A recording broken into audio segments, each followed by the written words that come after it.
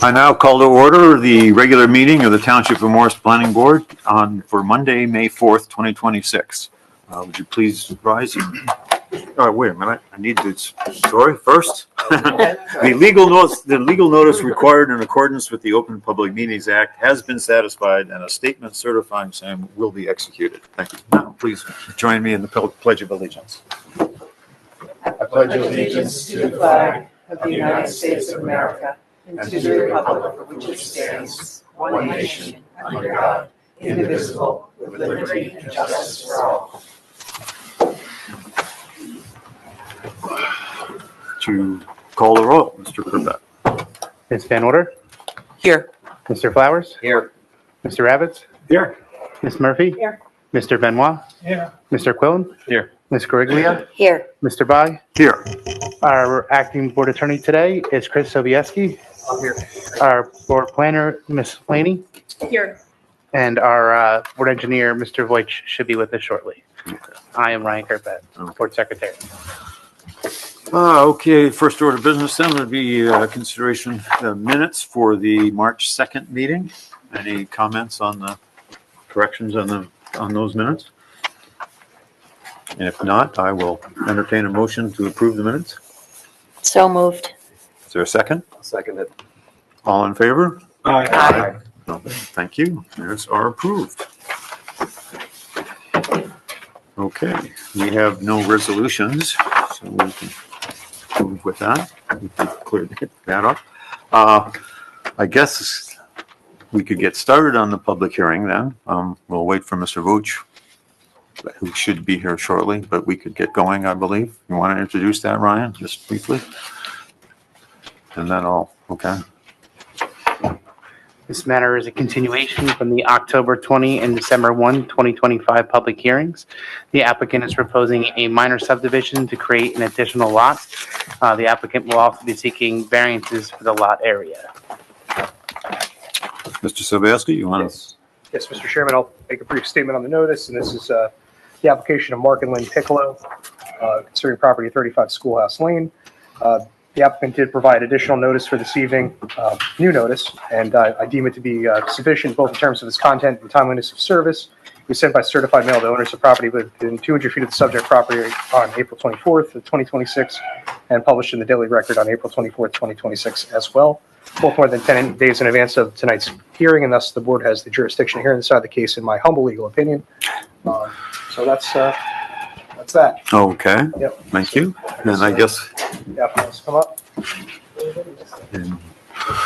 But I believe Liz was sworn already at one of the previous hearings, as was Joe, so they're sworn. I'll let Mr. Tubell Okay. make his introduction. Yep. See if there's anything else he's sworn in. You may turn the mic on the bottom. No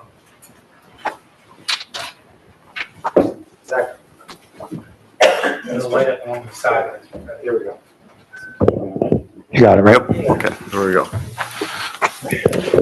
All right. Good evening, Mr. Chairman, members of the board, Jason Tuvell, attorney for the applicant. Before I get started on the merits of the application and the substance, I just want to thank the board for their patience. I know that this application has been pending for a little bit, and we've had to reschedule a few times, and I really appreciate that. And my colleague, Ms. Lottenville, wished she could have been here to continue this. Unfortunately, she's been dealing with a family medical emergency that she's had to tend to. So hopefully she'll be back soon, but you got me now for better or for worse. So this is an application, if the board recalls, for subdivision approval for block 3501, lot 6. The lot is 4.51 acres, and there's a brand new residential home on the property as it exists today. So the goal is to subdivide the property, and I'm just going to kind of refresh everybody's memory because the last time we were here was back in December, believe it or not. So it's been some time. So just bear with me. I'm just going to do a little refresher, and then we can get into the testimony. So it's lot 6, 35 Schoolhouse Lane, and the goal is to subdivide it into 2 separate parcels. So we have the first parcel, which would be lot 6.01.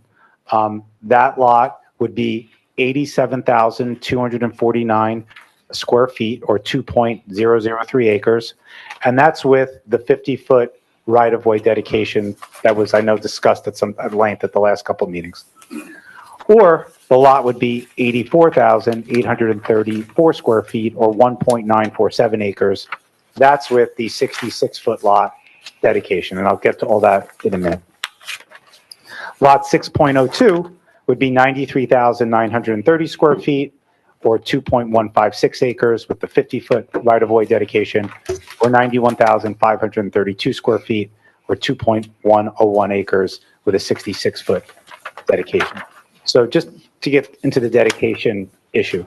So I know there's been a lot of correspondence. There was a lot of questioning back and forth of witnesses at the last couple meetings about whether or not the right-of-way along Schoolhouse Lane is 50 feet or it's 66 feet. All the maps that we have reviewed showed 50 feet right-of-way. I'm sorry. A 50-foot right-of-way. All the maps that we reviewed, including the town's tax maps.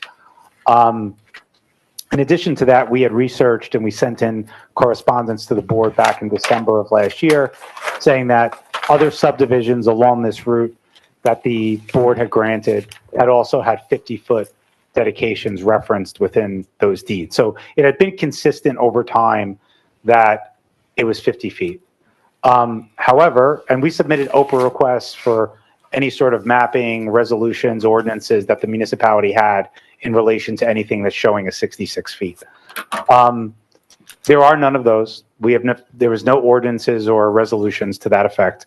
However, I did receive in response to the OPRA just an update to the tax map coincidentally on January 30th of 2026 after we filed the application that the right-of-way in this little area has now been increased to 66 feet.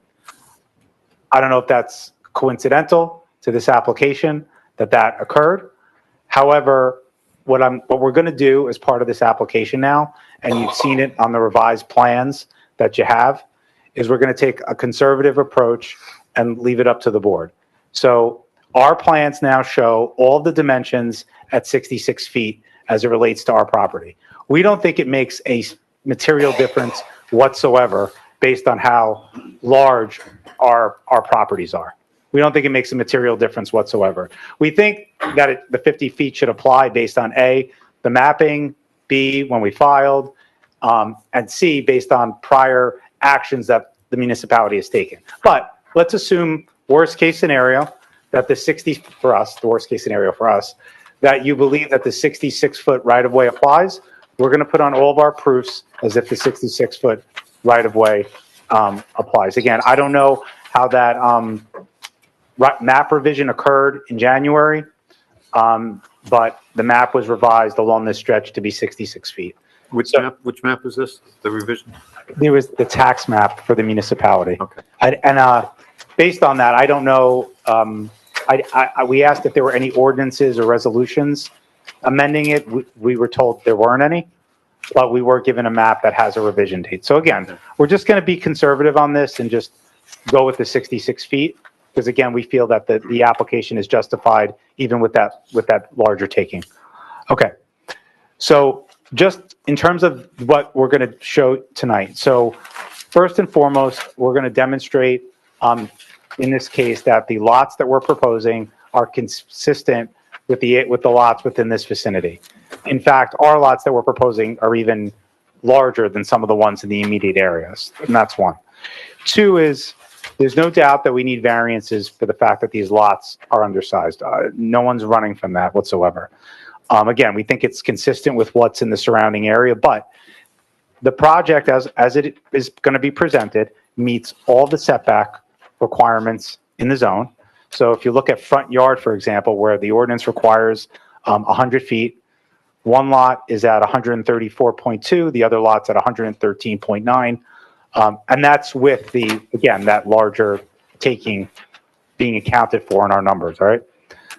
The rear yard, for example, one of the lots is 134 feet, the other rear yard is 266 feet, again, where the 100 feet is required. So from a setback perspective, the application is more than compliant. The application complies with parking under RSIS, it complies with building height, or will comply with building height for the building that has not been constructed. And then as far as coverages go, which I think is a good metric of utilization of the property. So the building coverage for the existing lot, because I know everybody's probably familiar, there's a house on the property now. So once the lot with the house on it is subdivided, that would be at 4.5% building coverage. Your ordinance permits 10. So it would be a little less than half of what's permitted. The other lot would be at 3.7%, again, where 10% is allowed. And then from a lot coverage perspective, in terms of all the impervious or paved areas, building, sidewalks, driveways, patios, et cetera, the lot that has the current house on it would be at roughly, the engineer will go into the more detailed numbers, 16%, which is under the 25% that's allowed. And the other lot would be at approximately 11%, again, where 25% is allowed. So there's a lot less impervious surface being proposed by this application. So with that, and I appreciate everybody indulging me in a little bit of a background, I'm going to recall our engineer surveyor that testified at the last meeting, or the last meetings, because I think, again, a refresher for everybody would be helpful. I understand that means that Mr. Simon or any member of the public can cross that person again. I understand that, but I think it's beneficial for the board and the public just to hear some of the, just have a little summary, and then we'll go into our professional planner. Is that okay, Mr. Chairman? Yes, I think that's a reasonable course of action, given what's happened so far. And again, we're going to present as if the 66 feet applies, even though we believe the 50 feet applies, and I'll leave it up to the board as to whether they think one or the other is the appropriate metric, all right? Okay. So with that said, I'd be happy to call our first witness, or call her back, Kirsten Osterkorn, who's our professional land surveyor and engineer.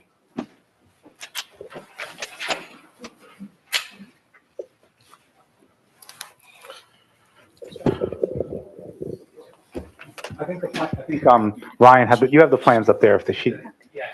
Yeah, but we'll put the board up as well, just so the public can see them if they go on the screen.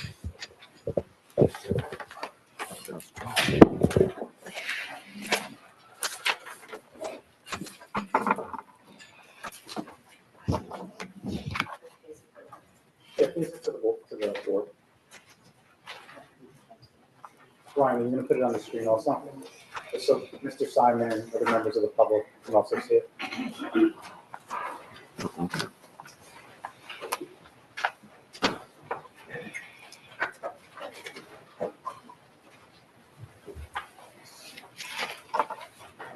And this is the plan set dated April 23rd, 2026, correct? No, not this. That's an exhibit. That's the plans that we got more than 10 days in advance. Yes. Right. Don't need to be marked. This one does. Yep. Yeah, we have not seen this in this form, right?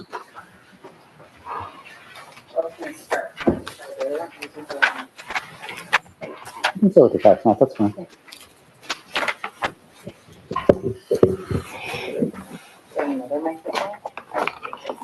I think you got to take this one. Ms. Osterkorn, I believe you were previously sworn. Your license still remains current and in good standing. Yes. I'll swear you in again. Liz and Joe, I'll swear you guys in again too, just to be safe. So all three of you swear or affirm the testimony you're about to provide with the truth, the whole truth, nothing but the truth, so help you God. Yes. Great, thank you so much. Mr. Duval, I don't know if you want to. Kirsten, the board will accept her as a licensed surveyor and professional engineer, correct? Yes. Yeah. Both licenses current and in good standing? Yes. Yeah. Thank you. All right.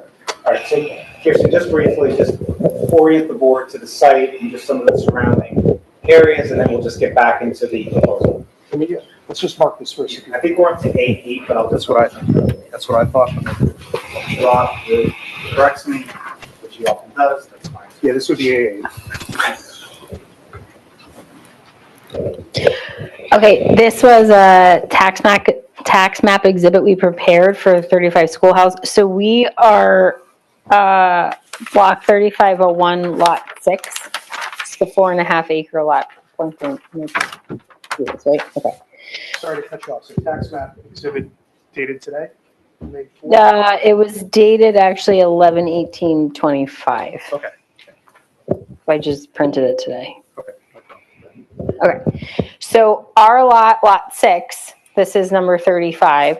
So what we're trying to do, so this is a 4.5 acre lot. And so to the, don't have a north arrow, I'm gonna go north, up on the page. Up on the page is north, down, south. Yes, we're gonna go with that right now. Thank you. We have lot 5 that's behind it, and then we continue up on Schoolhouse Lane. We have lot 4, 1.97 acres. Lot 3 is 1.8 acres, and then we go across the street. We have, where are my lot numbers? Oh, there it is, 5.01. Across the street, 5 is 3 acres. We have lot 5.02. And if we go to the south, lot 8 is 1.4 acres, lot 9 is 2.6, and we keep going south on the page. The other points of this exhibit is to show through the deed research across the street at lot 5.02, there was deed books and pages for dedications that were done at 25-foot half width, which is a 50-foot right-of-way. Across the street again, at lot 5, there was another lot dedication for 25-foot half width. When we go across the street at 5.01, there's a 50-foot right-of-way reference. When we go up the street, there was a deed book. This is for block 35.01 lot 2 that has a 50-foot right-of-way. So part of this whole exhibit, and then this tax map that is being referenced, is the last revision date is 12/16/14, and it shows a 50-foot right-of-way. And you're aware that we received an updated tax map? Yes, and I have that too. Okay. So the purpose of this is to show everything in the neighborhood that's been done over the years is showing a 50-foot right-of-way. So speaking to our survey that we did, we initially showed a 50-foot right-of-way. I'm going to give the exhibit now too. Just the Tax map. Okay. It's just a handout though. So what are we going to call this one? Exhibit A9. Is that a handout? No, this is a separate, I didn't have it on full scale because it didn't print that way. Okay, This is just a new map that I referenced was updated.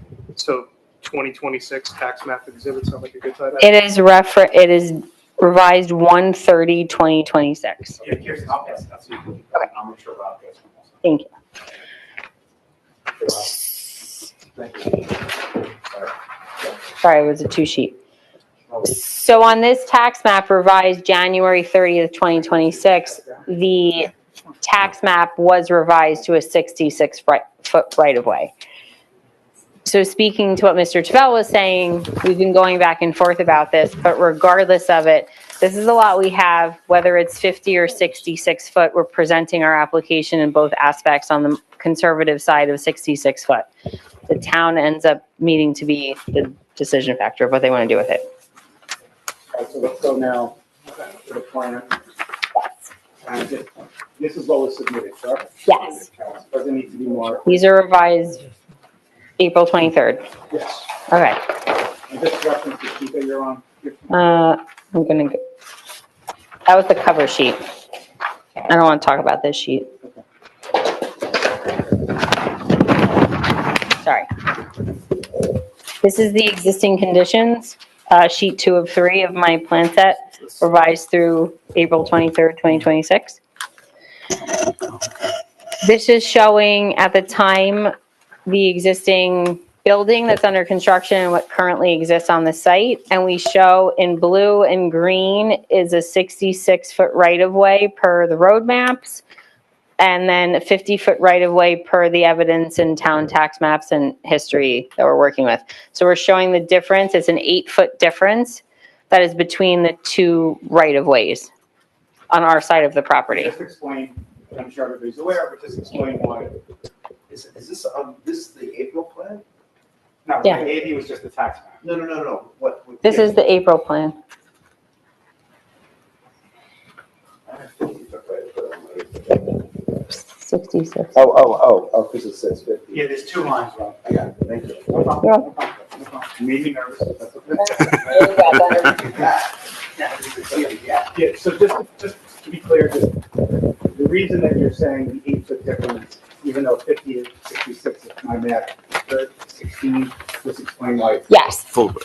So a right-of-way is supposed to be centered on the street, and so a 50-foot from the center of the street, you have 25 on one side and 25. For a 66-foot right-of-way, you have 33 and 33.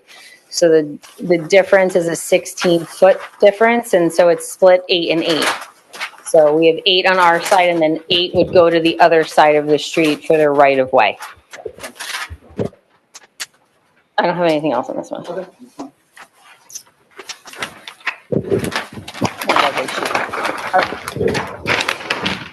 now you're on sheet 3.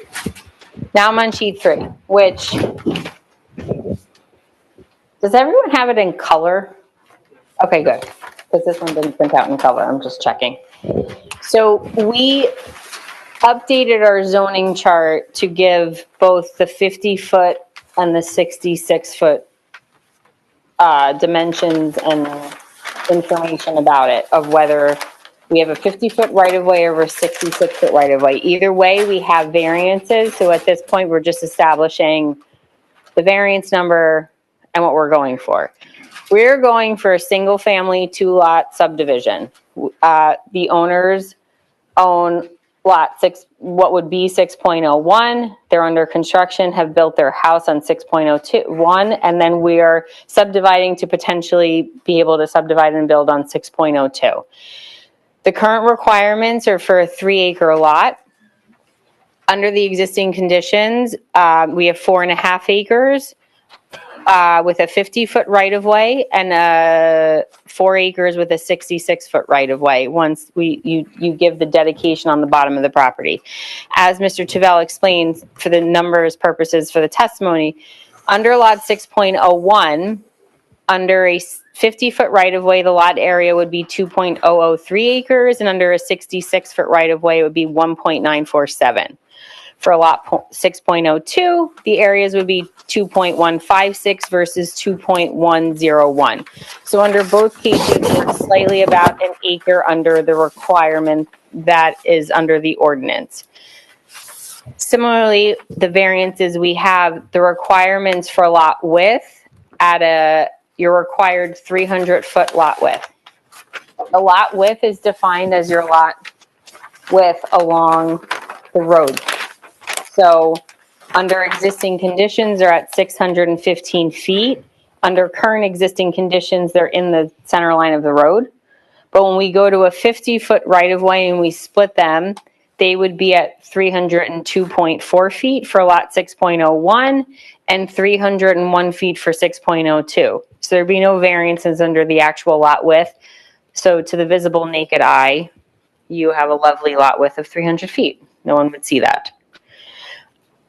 If we go to a 66-foot right-of-way, we go down to 301.2 feet and 298.5 feet. So the one lot was slightly under, but again, it's a 1.5 foot difference. So to the naked eye of someone driving by, you don't actually see lot width happening. But because of the ordinance, that's what we're going to be showing. Going back to numbers again, there's an interior lot width requirement at the front yard setback. And we are under that. It's supposed to be 300 feet. So we are at, for lot 6.01, at the front yard setback, 287.1 feet. For lot 6.01, for 6.02, 270. And at 66-foot right-of-way, 285.9 feet for 6.01, 267.5 feet for 6.02. So again, we're under. Ideally, I think the ultimate reasoning that these ordinances were made was rectangular lots. As you can see, this is not a rectangular lot. So as we go back in the property, the lot widths, they're not perpendicular.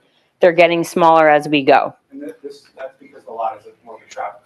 Am I using the right? Yes, it is a trapezoid. That was good. It is a trapezoid. That's very nice.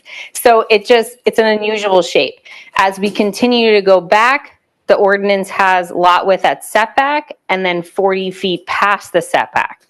So with that, there's the additional variances that are being listed and all being listed as 300 feet as a requirement. So again, if it's a rectangle, it makes sense, but we're on a trapezoid, so everything gets smaller as we're going back in the property. So 40 feet beyond for the 6.01, we're at 281. For 6.02, we're at 257.6. And then with a 66-foot right-of-way, we are at 279.8 for lot 6.01 and 255.1 for 6.02. Those are the listed variances that are being requested, which ultimately it's which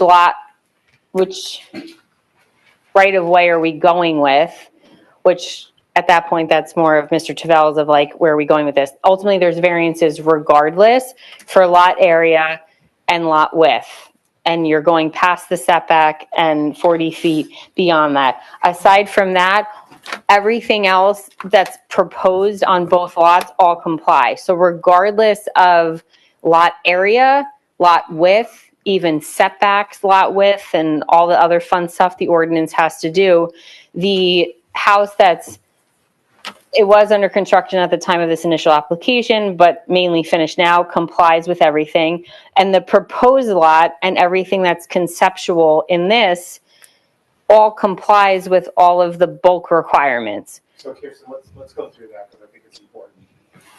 And the reason I want to reiterate it too is because I want to put on the proofs that we're 76. Could we get, yeah, Sorry.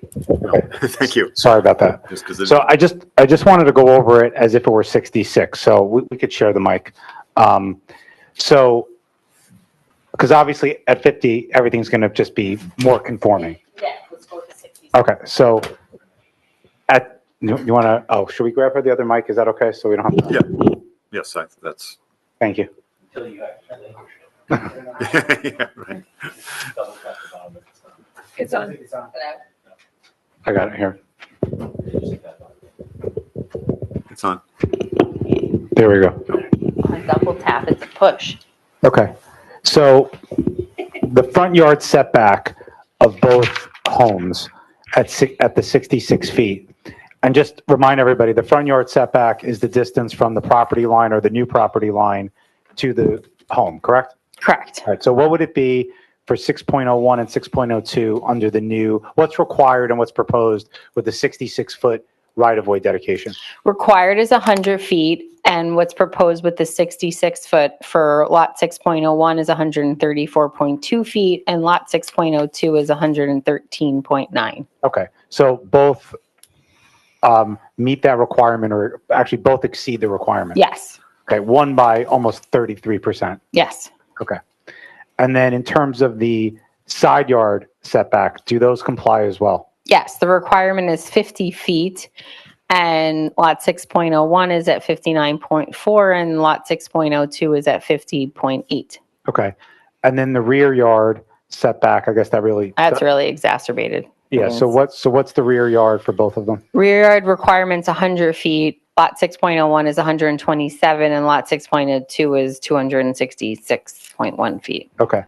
Now, building coverage, so you're permitted 10% to have up to 10% of building coverage, correct? Yes.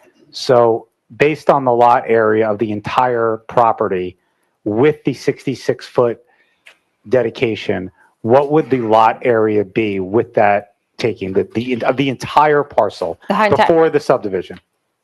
For 6.01, it would be at 4.5%, and 6.02 with the conceptual plan would be at 3.7%. Okay. But the whole lot itself is 176,366 square feet before subdivision, correct? Yes, So somebody could technically put 17,636 square feet of building on this property as of right. Is that correct? yes. Okay. In the proposed condition, what is the total square footage, or roughly the total square footage?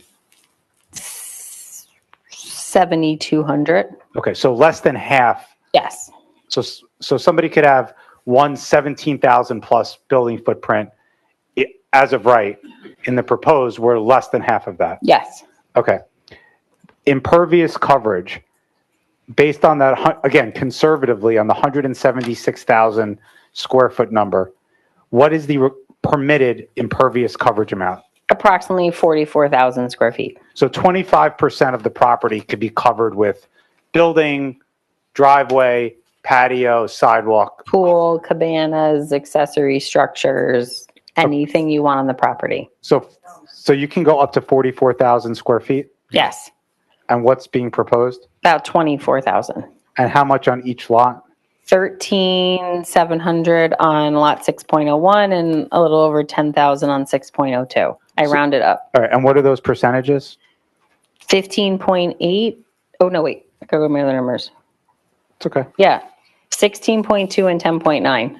And that's for proposed lot 6.01 and lot 6.02. 6.01 is 16.2 and lot 6.02 is 10.9. Okay. And with regard to, again, from an engineering standpoint, the way that you've laid out the homes, one obviously exists, the other is conceptual. From an engineering perspective, they comply with RSIS? Yes, Okay. They'll be able to comply with the town's stormwater management ordinance? yes. Okay. They'll have proper driveway widths? I know that's RSIS, but just to be clear. No, yes, 100%. Okay, and RSIS, for the record, would be the residential site improvement standards? Yes. Okay, You have to file a separate lot grading permit that you have to do and comply with their requirements. okay.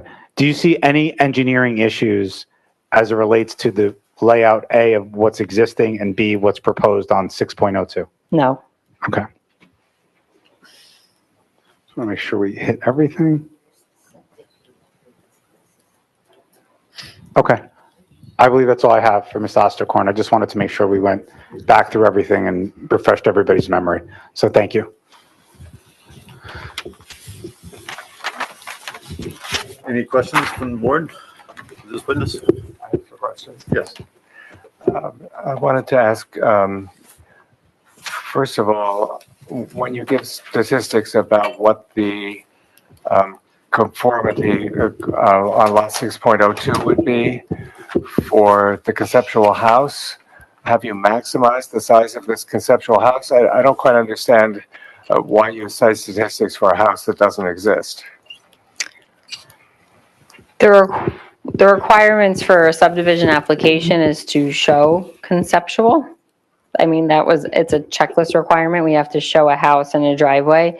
It is not maximized because it can be larger, but it also is up to the board if they want to restrict as part of this application to make a certain percentage size. We're proposing a 3,400 square foot house. Footprint. The applicant is Footprint. not proposing to build that house. They're not, no, it is conceptual in nature, which is the requirements of the subdivision ordinance that we had to do. So let me be clear, because actually it's a good question, and maybe I should have mentioned this. So if the board approves this, they're granting a variance for the undersized lot, right? We would be bound by the numbers on this bulk table. So if your question is, and I'm trying to elicit where you were going with the question, right? Is that we're only showing 3.8% or so, let's just call it 4% build out on the proposed lot. So if somebody were to build on that lot, should the board approve it, they'd be bound by that 4% on what was here. They wouldn't be allowed to go up to the 10 without coming back to the board for something. So as part of the variance condition, we're presenting that percentage, we'd be bound by that percentage. So that would be put into the deed of that particular lot? That's correct, because when boards grant minor subdivisions, I believe under section 47 of the MLUL, the planning board signs the deed. That's one. Two is typically the two new legal descriptions are attached and the resolution approving the application is attached, showing it. So that would be a condition again, should the board choose to do that, that would be a condition in that resolution that would be in the title. Okay. And also, you've spent quite a bit of time talking about the various conditions that your application conforms with. But in terms of variances, the lot size variance is very significant, right? The required lot size is 3 acres, but these lots would be approximately 2 acres, slightly more or slightly less. So about 1/3 less than the required size. Isn't that correct? Yes. Yeah, and our planner will go into obviously the justifications for it, but yes, you're correct. That is the size that we're proposing. Okay, I think those are all the questions I have right now. Thank you. Sure. Mr. Evans? Just kind of piggyback on what Mr. Quillen had said about these concepts of a plan. So, and I'm going to clarify this Sure. just so I understand this, right? So- That's fine. So bear with me. So what is going to be deed restricted, this concept of a plan here for a dwelling, which could be up to 10%, but you're saying now it's Hold on, 3%, right? let him finish, just let him finish. Right, so Let it's him finish this. 3%. Let him finish But this. some future applicant can appear before this board or some version of this planning board in the future to say, well, I'm not really crazy about, a box, right? I want something either a little bigger or a little different, and they can come before us regardless of what's on the deed, right? They can come before the planning board and say, I want variances and relief for such and such. Is that true? I think if and we could research this further, but I think if it's a deed restriction, it has more teeth to it than just being a condition of the approval, but anybody could always come back and try to amend something. I mean, that's the case with any piece of property Right. in the state, right? But I think if the board were to make it a deed restriction, then if the board felt that was appropriate to keep the building coverage and the lot coverage and all the other items in the bulk table, Right. then that would have more teeth than just a condition, because again, you could always move to amend a condition or seek another variant. I mean, that's the case with any property that there is. Which is, I'm getting the sense because I'm looking at the house that's almost finished, that's, they're still under final touches here, and it looks to be a house of, quite a striking design. Mhm. And then the concept, which is, a box.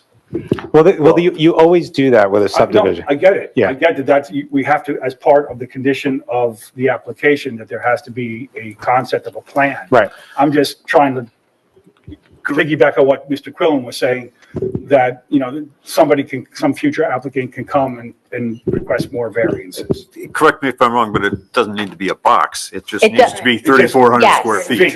It doesn't have to be a box. Okay. We're It's- proposing it at 3,400 square feet at A 3.6%. dwelling of 3,400 square And feet. they can come in with an architect and come up with some different footprint as long as it fits within the setbacks and stays within the numbers that we're proposing, would not have to come back unless they look to go over these numbers or go over the setbacks. But they could give, obviously, the house more definition and it not be a box, but stay within these numbers.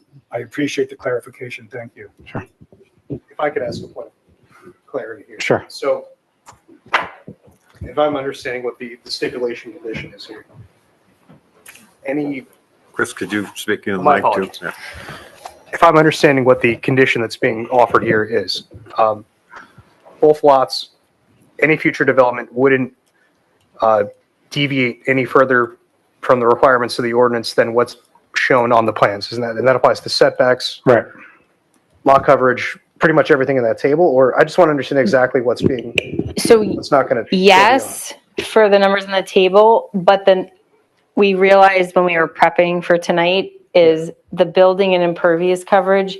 These numbers were based on a 50-foot right-of-way. So the numbers in my testimony were the conservative side of a 66-foot right-of-way, which Okay. were smaller. Right. So we would, if approved, we would amend those numbers. So it's Right. sticking with everything that's on this plan, Right. just the percentages and numbers are a little bit different. They're worse in a sense, but No, I hear you. it's just for the 66-foot right-of-way as the more conservative side. Okay, so the parameters that laid out in your testimony, Yes. not, the setback isn't going to get, Nothing with the less. setbacks, no. okay. So I think they would have the flexibility to build a smaller house Yes. that's more conforming, but they wouldn't be able to go beyond what's proposed in terms of exacerbating any condition that would make it closer to non-conforming or non-conforming. They can't go to 10% or 25%. No, but how you said it was exactly correct. Yes. Gotcha, okay. So understood. Oh, and one other very quick point, or quick question on When you were talking about the lot width along the frontage, 6.01 would be 301.2 and 6.02 would be 298.5? Yes, Okay, all right, just making sure, because I think it just said So one that- lot's going to be this, one lot's going to be that, just want to be sorry, clear. yes. I So was that, talking would- so fast. that would technically require a variance. Yes. It's not listed with a V on the It- yeah, table. it but is. It should be. Okay. That's one additional. Just- Any other questions from the board? I have one. That's in order. I can't get it's on. Okay. Yes. My question is regarding this conversation about an approval that would make restrictions based on this projection that you have, which is kind of a guess, right? Because it's not built. Is that in line, those restrictions that are lower than what is permitted generally? Is that in line with the other, we'll call it non-conforming properties that have, smaller than 2 acres, say? Or do they get the benefit of the 25%, 10%? We haven't done, we could, I guess, if the board felt it was appropriate. I don't think we've done an analysis of those building coverage and lot coverage on those existing properties. We just did more of a lot size analysis. But yeah, they would not, those properties, from what I understand, don't have those same restrictions that we're proposing. They have the And benefit of those Would the it, ordinance. my concern is that a typical thing? And as a potential future home owner or property owner, it just seems it would be less than fair to restrict, it in a different way than other similar sized properties if it were to be approved. Yeah, Just the reason wasn't that. sure about why we would want to do that. Yeah, I mean, it's up to the board. The point that we were trying to make is we understand that we're seeking relief and we're seeking approval to do these undersized lots. And part of our testimony is that, look, I mean, I'm previewing the planning testimony that you're going to hear, but that this is a better zoning alternative for several reasons. And one of those reasons being you're not getting as much development on the site in the proposed condition, which our planner will go into, versus what's permitted as of right.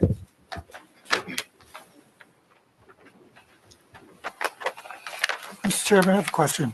Yes, Mr. Benoit. If we were to approve this, would we no longer have RA 130 zoning for these 2 lots, or would it be a different zone? Or 35 or something else that has its own distance requirements and zone requirements? Or does it continue to be the R 130 with variances? I'll let your attorney answer also, but the map doesn't change. The zone that the property's in does not change. Yeah, practically speaking, I guess if the board wanted to impose the condition offered by council, it would have its own parameters that it could work in, but I mean, technically speaking, it would still be, what is it, RA 130? Right. Yeah. Right. It's not like it's changing to a different zone. So I guess, like, for example, if there was like building height, I guess isn't really being touched on here, right? They'd still have to stay within that requirement, for example. Or if any future Yeah. person wanted to do anything, they'd still be restricted by the 130 zone. Yeah. And they would have an undersized lot they'd have to go forward with. So normally if something, an application of this nature went through to an approval and then there was a builder's decision to modify, they're living usually in a broader box, right? You have your setbacks from the zones and then you have particularly the relief they sought on the variances specifically. They're offering to further constrain the relief points of variance, right, for the location of the home to be more narrowly banded, that it might still fit within the approvable setback for the zone, but because of the other considerations, have this specific as shown setback and nothing less. So if it was 20 in the zone and they're offering 25, you wouldn't have a builder's revision later that's still compliant with the zoning at 23. Right, I think that's the nature of what they're offering. Okay. All right, thank you. I think the idea is because they're proposing, council, correct me if I'm wrong, because they're proposing 2 undersized lots, that's what the selling point they're trying to offer to the board is that we'll offer to keep the house at this size, won't get any larger, essentially. Well, what I was thinking is that we had a different zone, which I can see we're not going to do a different zone. We wouldn't need to worry about the setbacks we're proposing here as part of this approval process. It would then be subject to whatever the zone is if it changed, but I can see we're not going to be changing that, so I guess it would be appropriate to put some zoning requirements and setbacks in here. If the township was to change the zoning applicable to this property in the future, then the owner at that time would be availed of the benefits of that zone change. Right, exactly. Thank you. Any other questions from the board? Ms. Rich, you have any I questions? just want to be I'm sorry. clear, we're not contemplating a zone change as part of this application. Correct. Thank you. This board cannot We do that. I just want to be clear, we're not considering that. Ms. Laney, do you have any questions for this witness? Mr. Vucci, any questions for this witness? I do not. Okay. Mr. Simon? I'm guessing you probably do. Guessing correct.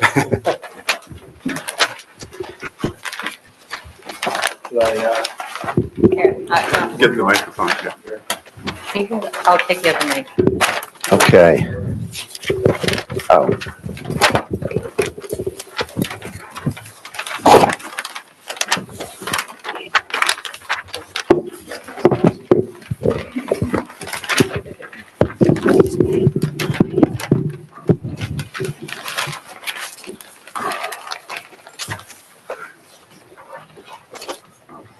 Just give me a second.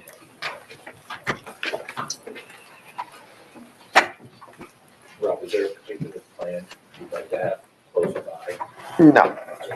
I don't, who knows, but probably not. I'm okay. We'll try to have it resolved so you can look up when she looks at it. Okay, no, I appreciate that. Thank you. So again, good evening, members of the board. Good to be back here. 2026, Rob Simon from Herald Law here on behalf of Mark and Jamie Milano, 40 Schoolhouse Lane, Block 3601, Lot 5, directly across the street. So, Ms. Osterkorn, good evening. Just a couple of questions as follow-ups. So you went through the various bulk standards that are not being deviated by this project, but we still end up with either 8 or 9 variances that are still going to be requested, correct? Yes.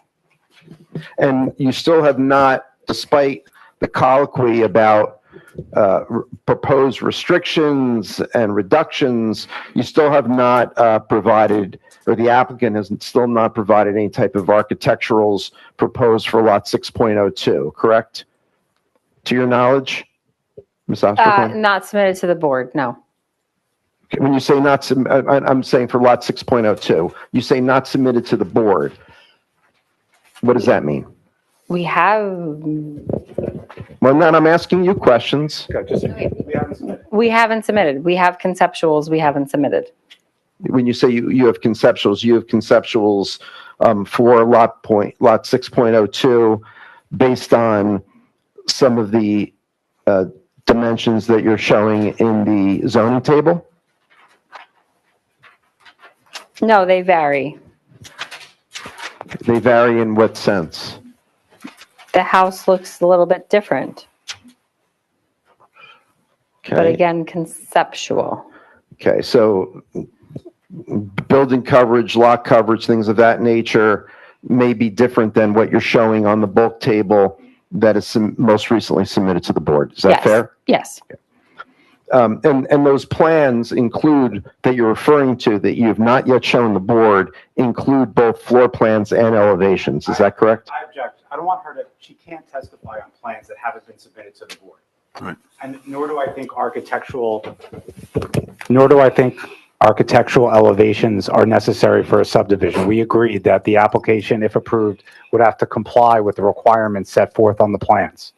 Well, End of story.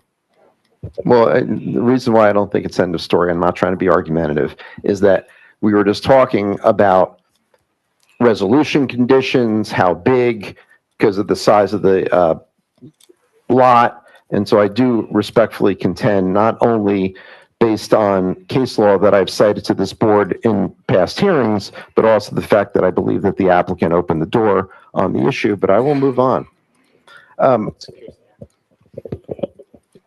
So, and Ms. Osterkorn, you're familiar with the Morris Township zoning ordinance, correct? Yes, Okay, and you're also familiar with the fact that the ordinance does not permit accessory structures in a front yard, correct? yes, Or in front of the building, for that matter, right?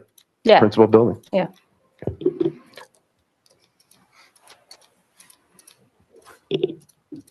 And you talked about conditions that would be set forth in a resolution.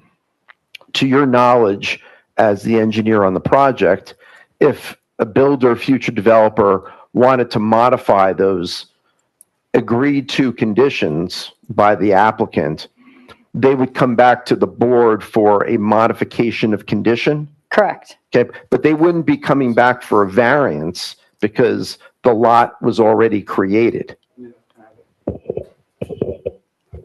That's, what's the word that I wanted to use right now? Sorry. I know the word. I'm that's not going to tell it to you. Rob and I have worked together many times. We have a good time with this.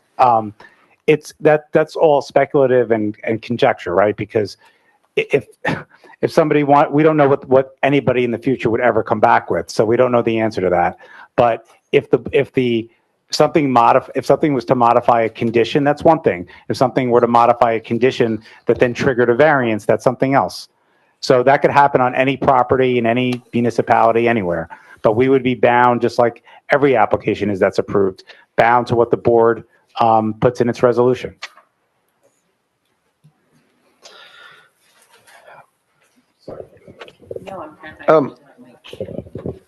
You did an analysis of, when you were looking at the tax maps of lots in the general area, and you were pointing to the lot areas, correct? Some of them, yes. Some of them. Yeah.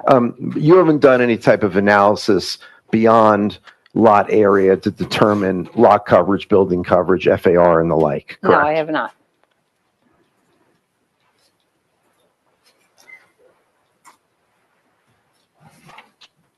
Okay, nothing further. Thank you. Are there any questions from the public of this witness?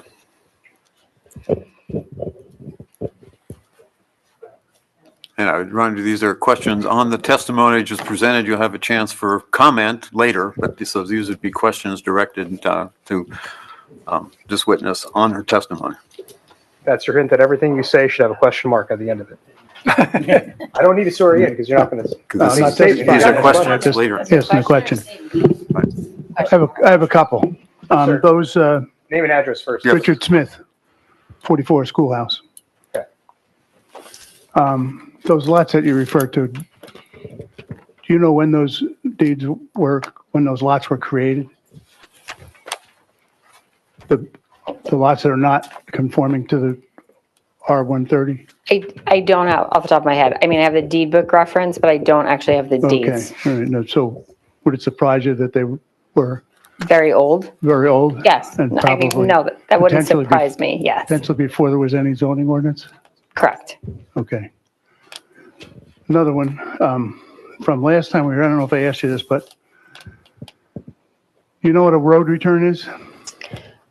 Yes. Okay. And, do you know what a road return does?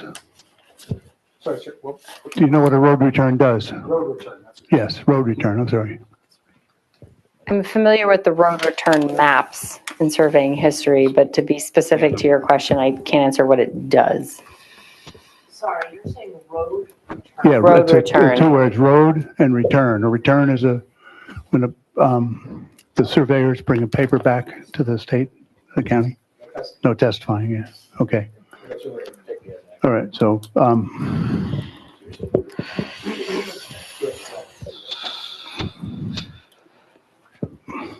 if you don't know what it does or what it is, I guess I can't ask any more questions about it. Okay.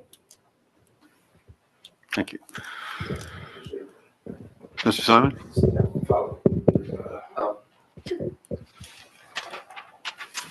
So for the proposed septic on lot 6.02, was that, has that been designed yet? Beyond what's on the plan? No, And did you identify where wells are in the surrounding area to determine that the septic area is within, or at least 150 feet away from the No. nearest well? You haven't done that analysis? not for the conceptual lot, no.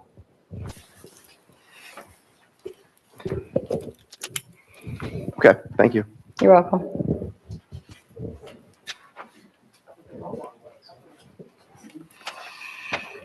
Any other questions from the public? No? Okay. Hearing none, I guess we could,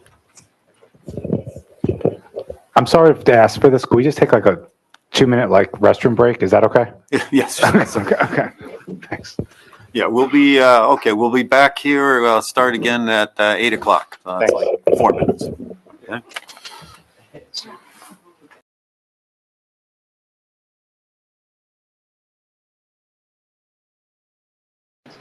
Did you give him the thumb drive? No. To Ryan. He's going to put up an exhibit, so you want me to give you a thumb drive? You could put it on the. Sure. Yes, that would be. I wasn't gonna. You didn't steal any candies, did you? Yeah, when he knows I wish I did. I know the door's locked. Tim was like, I know. Yeah. He knows I go right for the kids. Me too. I was thinking of it earlier, and I'm like, I didn't bring, you should bring some. I figured an hour tonight.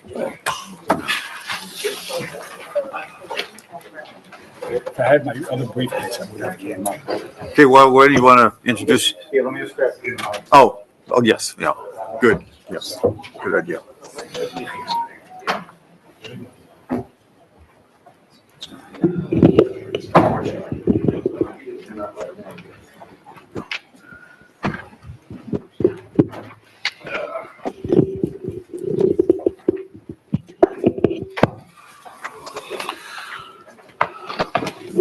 Good evening. Good evening. Swear him in. Yeah. All right, Mr. Flynn, I will swear you in, sir. Do you swear or affirm the testimony you're about to provide me the truth, the whole truth, nothing but the truth, so help you God? I do. Awesome. Thank you very much. Thank you. I'm sorry, I didn't catch your name. Yes, sir. Matt Flynn, Flynn. All right, Matt, can you give the board the benefit of your qualifications, educational background, licenses held, whether they're in good standing, and also your experience testifying as an expert planner in the state of New Jersey? Sure. Education comes from Rutgers. I have my master's degree in planning and public policy. I have my professional planner's license in the state of New Jersey. I also have my AICP certification, which is the national licensure for planners. I think this is my first time to have the pleasure to be before this board. However, I have testified across over 100 other zoning and planning boards across the state. And your license is in good standing? Yes. Yes, I will accept the qualifications. Please. Thank you. Okay. All right, Matt, as part of the application, you reviewed all the plans, application materials, you've heard the testimony and read the transcripts from the prior hearings? That's right. Okay. So why don't we just start from a zoning perspective, just describing the property and the surrounding area? Obviously, don't duplicate what Ms. Osterkorn did, but if you could just start with that. Sure. So the board is well aware at this point that we are proposing a 2-lot subdivision. Really what's driving this application, is this still? Yes, sir. Sorry. Really what we wanted to do with this application is provide something that's consistent with what we see in the immediate area.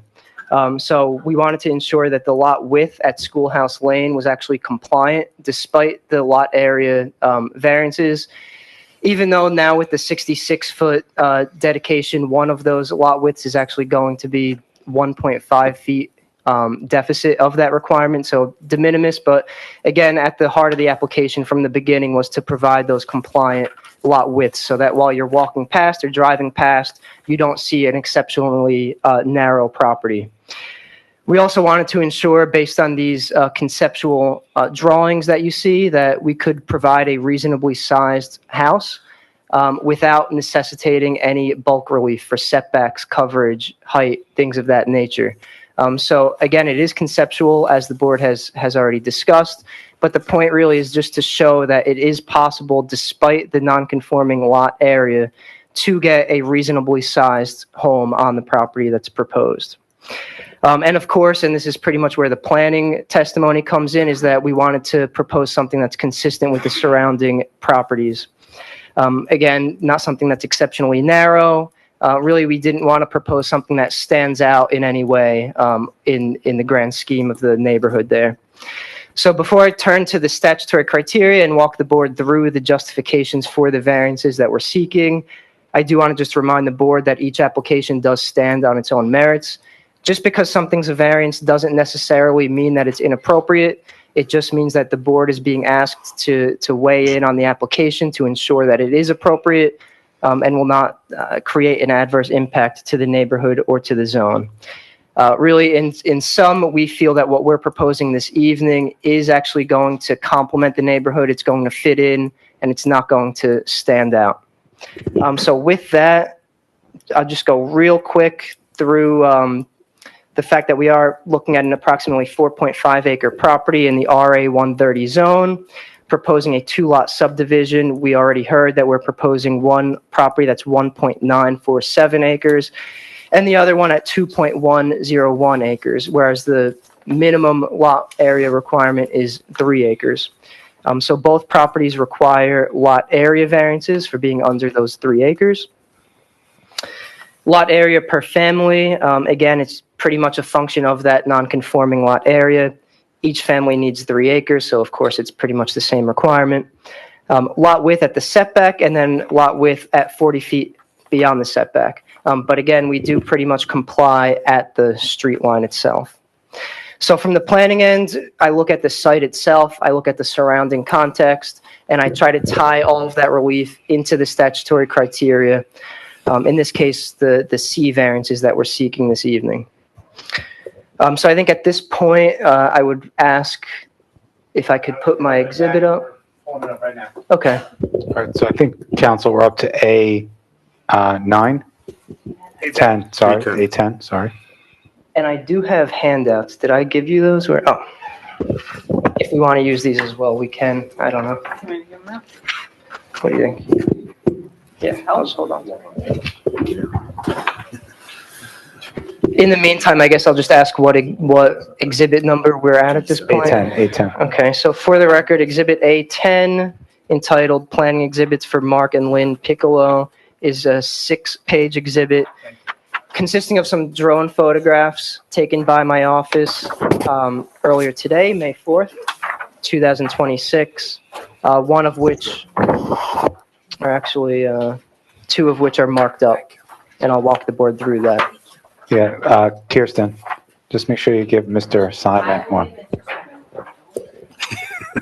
Let me just grab my water. I have it up on the screen.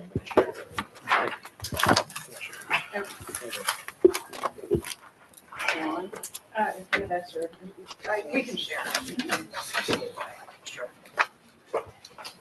All right, thanks. All right, so I don't know if you said this, A10 consists of how 6 many sheets? pages. 6 pages, okay.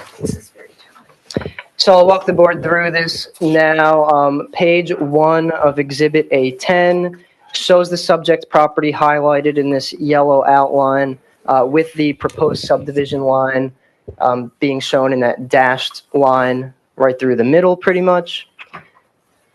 I guess, is that large enough for everybody to see, or do we need to zoom?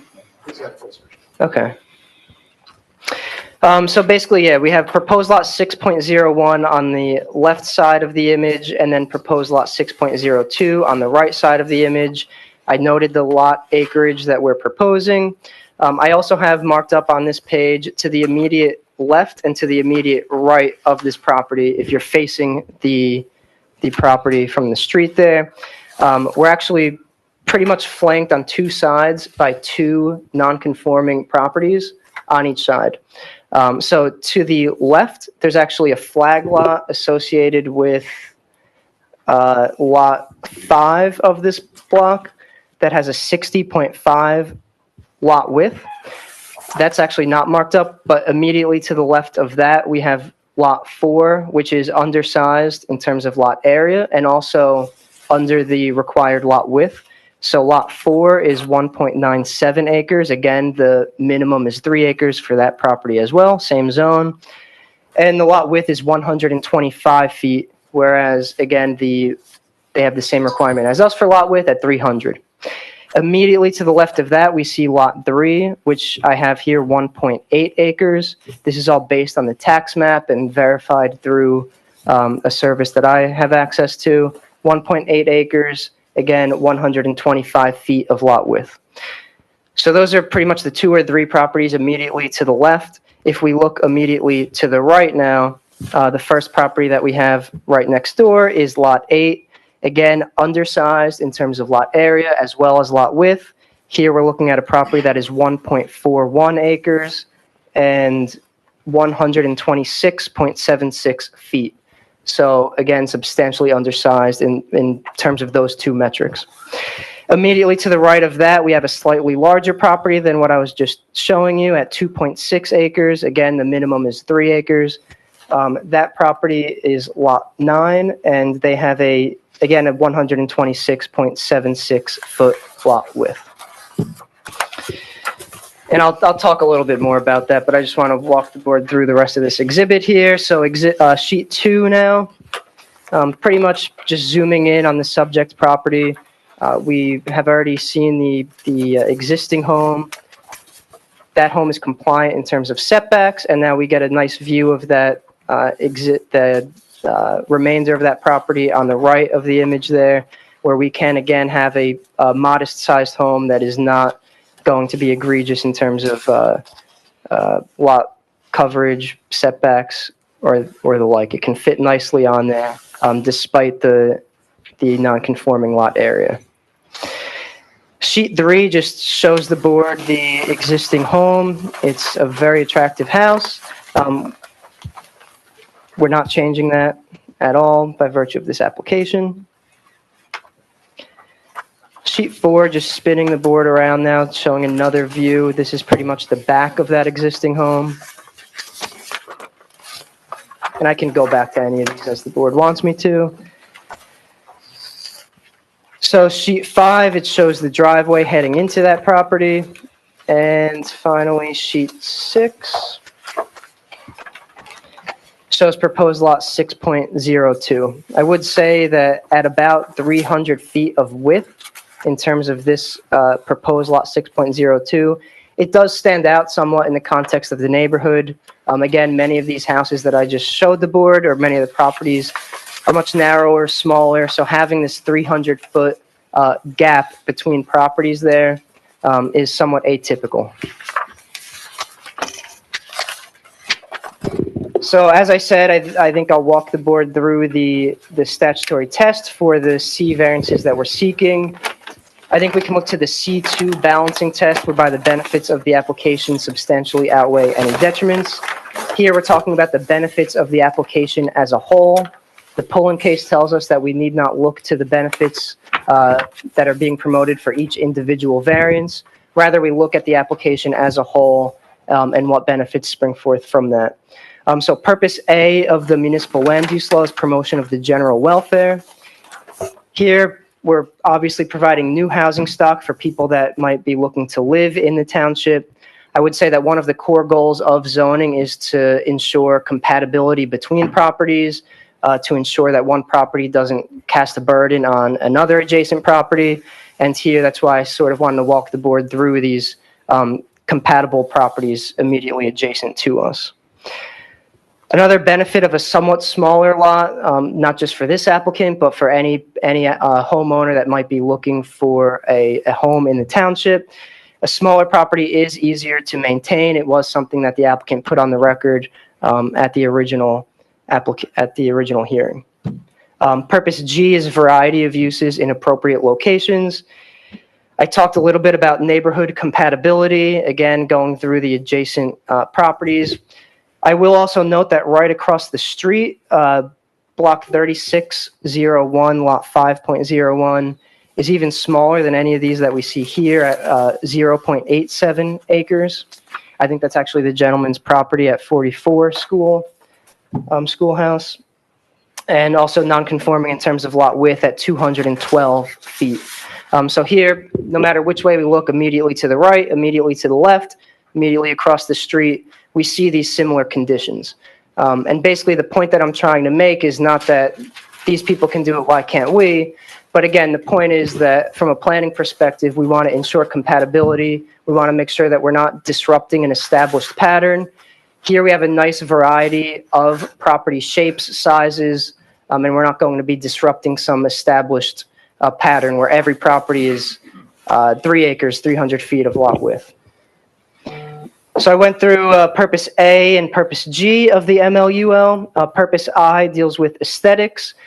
I think I can fall back on the neighborhood compatibility component that I have been talking about.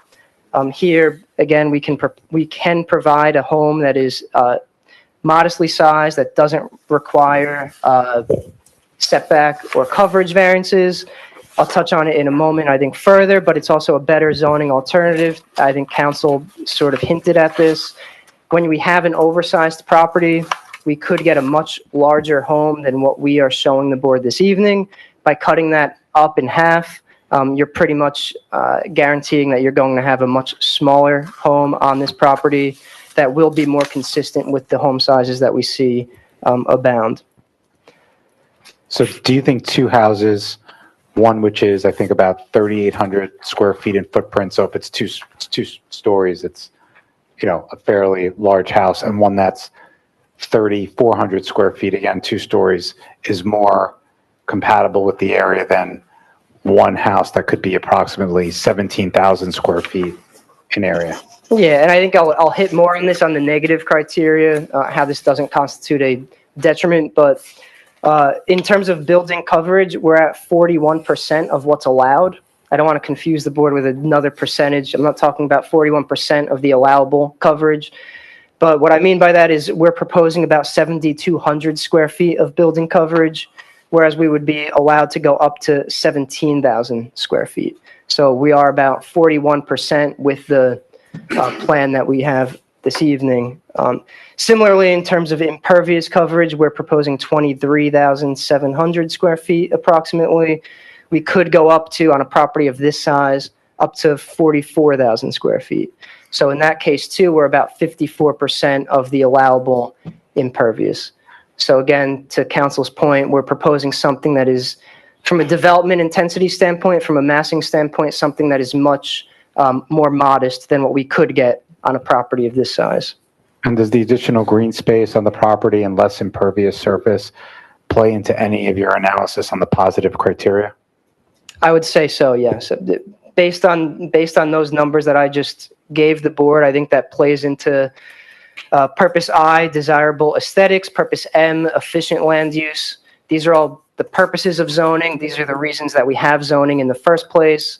And I think that we do promote those goals as well. I do want to hit on what's known as the Kaufman case. It's a 1988 court case in New Jersey, which involved similarly a 2-lot subdivision that created, just like this property, deficient lot widths and undersized lots. Really, it's a seminal case that is really the go-to case for C2 variances. Here, the court concluded that the C2 test, the balancing test, benefits outweigh the negatives, is met because better consistency with the neighborhood does constitute a benefit. In that case, even though we did, again, have, not we, but that applicant had undersized area and width, the court found that the benefit test was met because it did provide something that was consistent with the neighborhood. So again, just like my analysis considered consistency with some of these surrounding properties, that was found as a basis for approval in similar cases. So I think that really speaks to the positive criteria, the benefits of the application. The flip side to that is the negatives. So I believe there's no substantial detriment to the public or to the zone. In order for a board to deny a variance, they need to find that there is a adverse impact to the neighborhood or to the zone plan.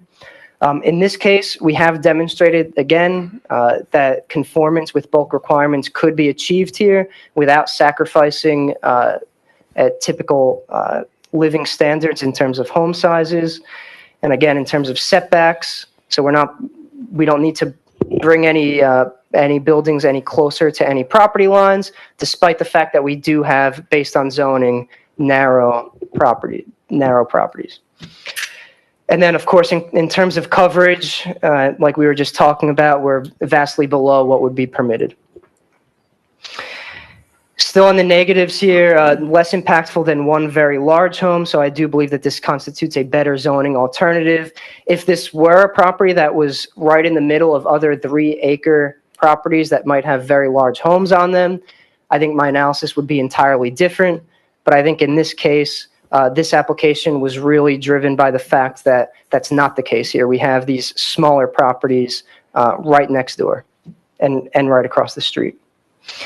I touched on the fact that this is a neighborhood that is characterized by, I would say, pretty extreme variation in terms of lot sizes and shapes.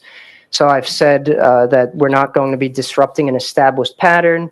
Again, basically the same thing that I was just saying. If this were a neighborhood that was pretty consistent in terms of these conforming lots, this may be out of context. But again, this is not the case in this neighborhood.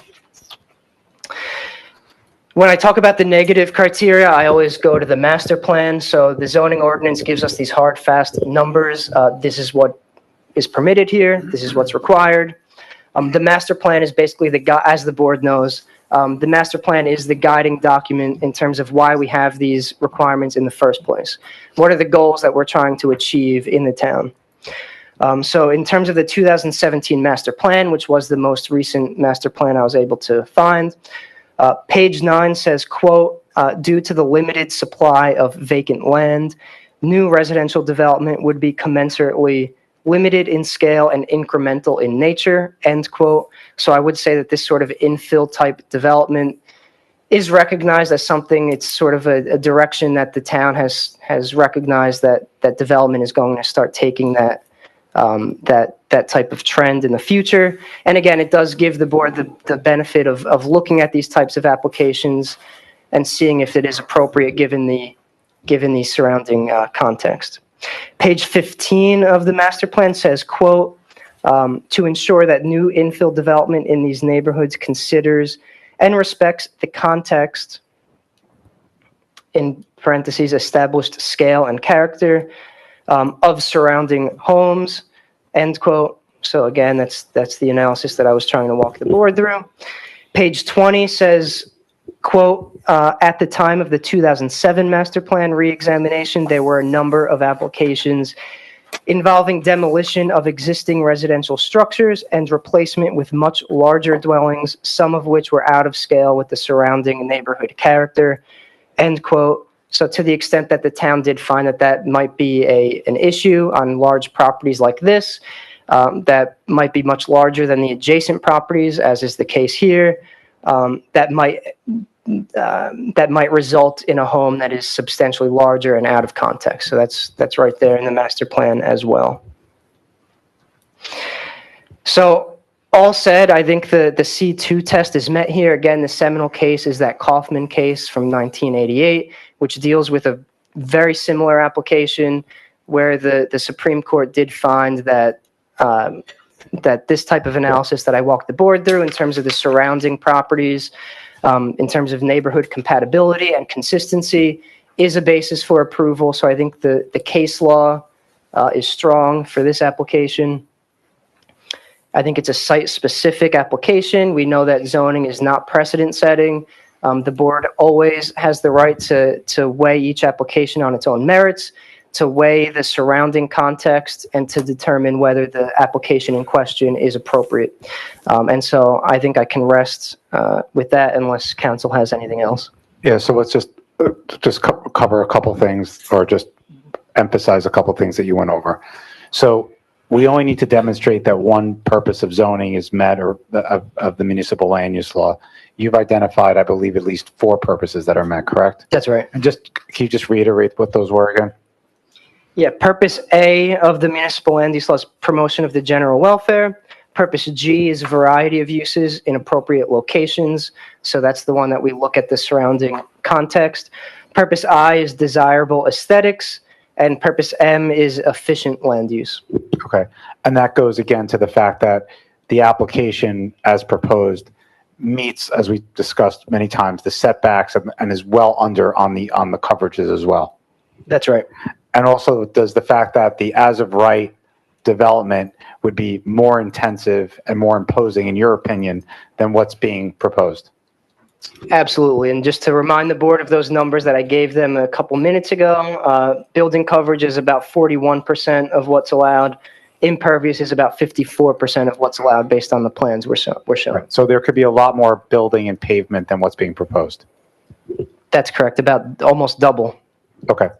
And then in terms of the negative criteria, do you see any detriments to the surrounding properties, substantial detriment to the surrounding properties as it relates to any land use category that could potentially impact them? Lighting, landscaping, stormwater, do you see anything that would impact the site? I do not. And I think, I forget which board member it was that was talking about rezoning.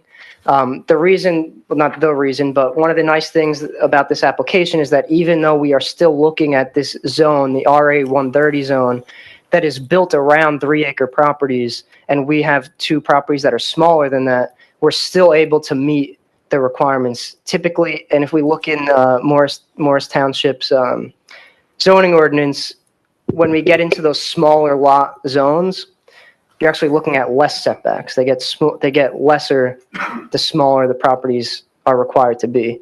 But in this case, we are holding this plan to the large lot zoning requirements. Okay. And then going back to the Kaufman case and your analysis there, and let's just make sure we have the site. I'll make sure to get that for the record just so it's there.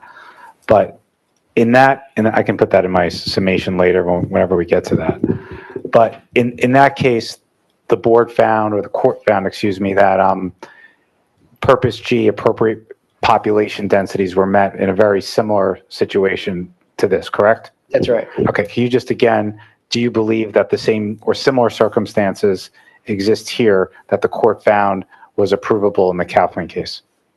Yeah, neighborhood compatibility, consistency with other dimensional characteristics. I would say it's very similar. Okay, so in your professional opinion, there's no you also said there's no substantial impairment to the zone plan or master plan, correct? That's right. All right, can you just again reiterate some of the other properties in the area and what those numbers were in terms of the surrounding neighborhood as it relates to size and maybe other dimensions? Yeah, I would just ask that we go back to page 1 on the screen while I do this. But again, just to reiterate, immediately to the left, if we're looking at the property from Schoolhouse Lane, immediately to the left, we have a flag lot, which is lot 5.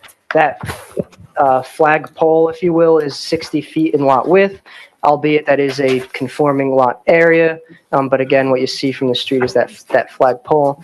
But immediately to the left of that, so just 60 feet away from our property, you have lot 4, which is 1.97 acres, and 125 feet of lot width at the street. Right beyond that, we keep going a little further to the left, you have lot 3, which is 1.8 acres, and again, 125 feet of lot width. Going to the other side, immediately adjacent to us, we have lot 8 at 1.4 acres and 126.76 feet of lot width. Immediately next to that, you have lot 9, which is 2.6 acres and again 126.76 feet in lot width.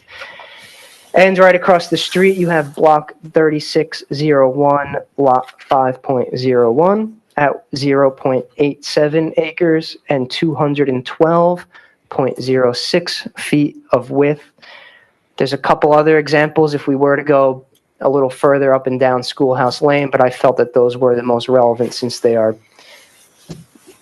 pretty much adjacent to our property.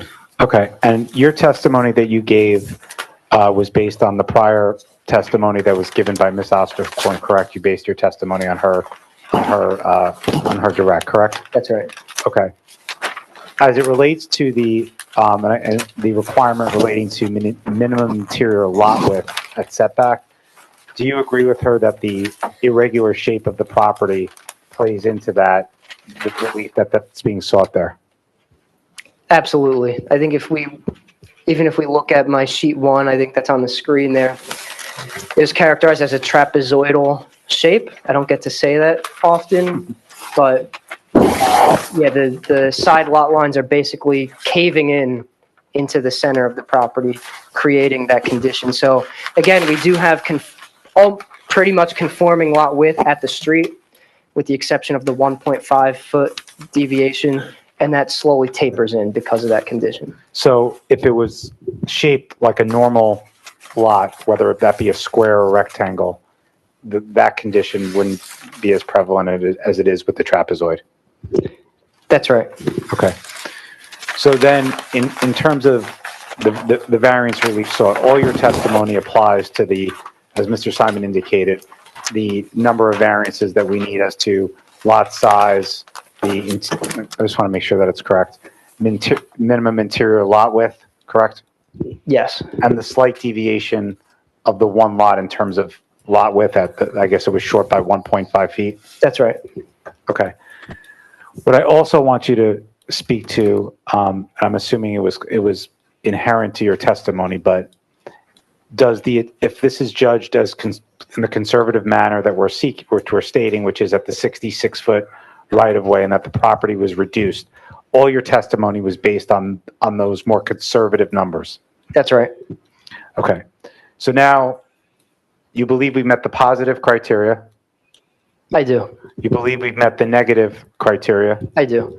So then you have to get to the conclusion as a planner that the benefits of the variances substantially outweigh any detriments, correct? That has to be your final conclusion. That's right. Okay, so let's just take those two categories. So the benefits, those are all the purposes of the MLUL that you believe this application promotes. That's right. And just to reiterate, promoting the general welfare, Yes. compatibility with the surrounding properties and lot sizes, Yes. a better zoning alternative as it relates to the design of the site versus what could be built, Yes. more green space on the property, Yes. more separation of the homes from the adjoining lot lines than what's required, Yes. less building coverage and less lot coverage than what's permitted. Yes. Okay, so those are the benefits that you see. That's right. All right, so they have to substantially outweigh any detriments, right? Right. So do you find there to be any substantial detriments or any detriments as a result from the application? I do not. Okay, so then we have to get to the final step is, so you believe that the benefits that you've just discussed substantially outweigh any detriments That's right. as it relates to all the variances sought Yes. and taking it in the most conservative light with the 66-foot right-of-way versus the 50? Correct. Okay, thank you very much. So I just wanted to make sure we covered everything, so thank you, everybody. Yes. Mr. Evans. No. Just a quick question, and thank you for that testimony. It was very enlightening. You mentioned this Kaufman case from 1988, and it was similar in some respects. Can you just give us a little idea of what that Kaufman case was about? And here we're looking at basically a 4-acre lot being subdivided into two 2-acre lots, give or take. What was the Kaufman case? Was it something that was similar in zoning, or is it something that was substantially materially different? I've actually never gotten that question before, and it's been a while since I've read through this case. So I'm going to see if I can get that for you. Alexis, hold up if you have a citation, I can try. Oh, it's 110. I'm looking at it too. 110, is it NJ Super? No, it's NJ, it's Supreme Court, 551. You found it? You got it? Oh, okay, good.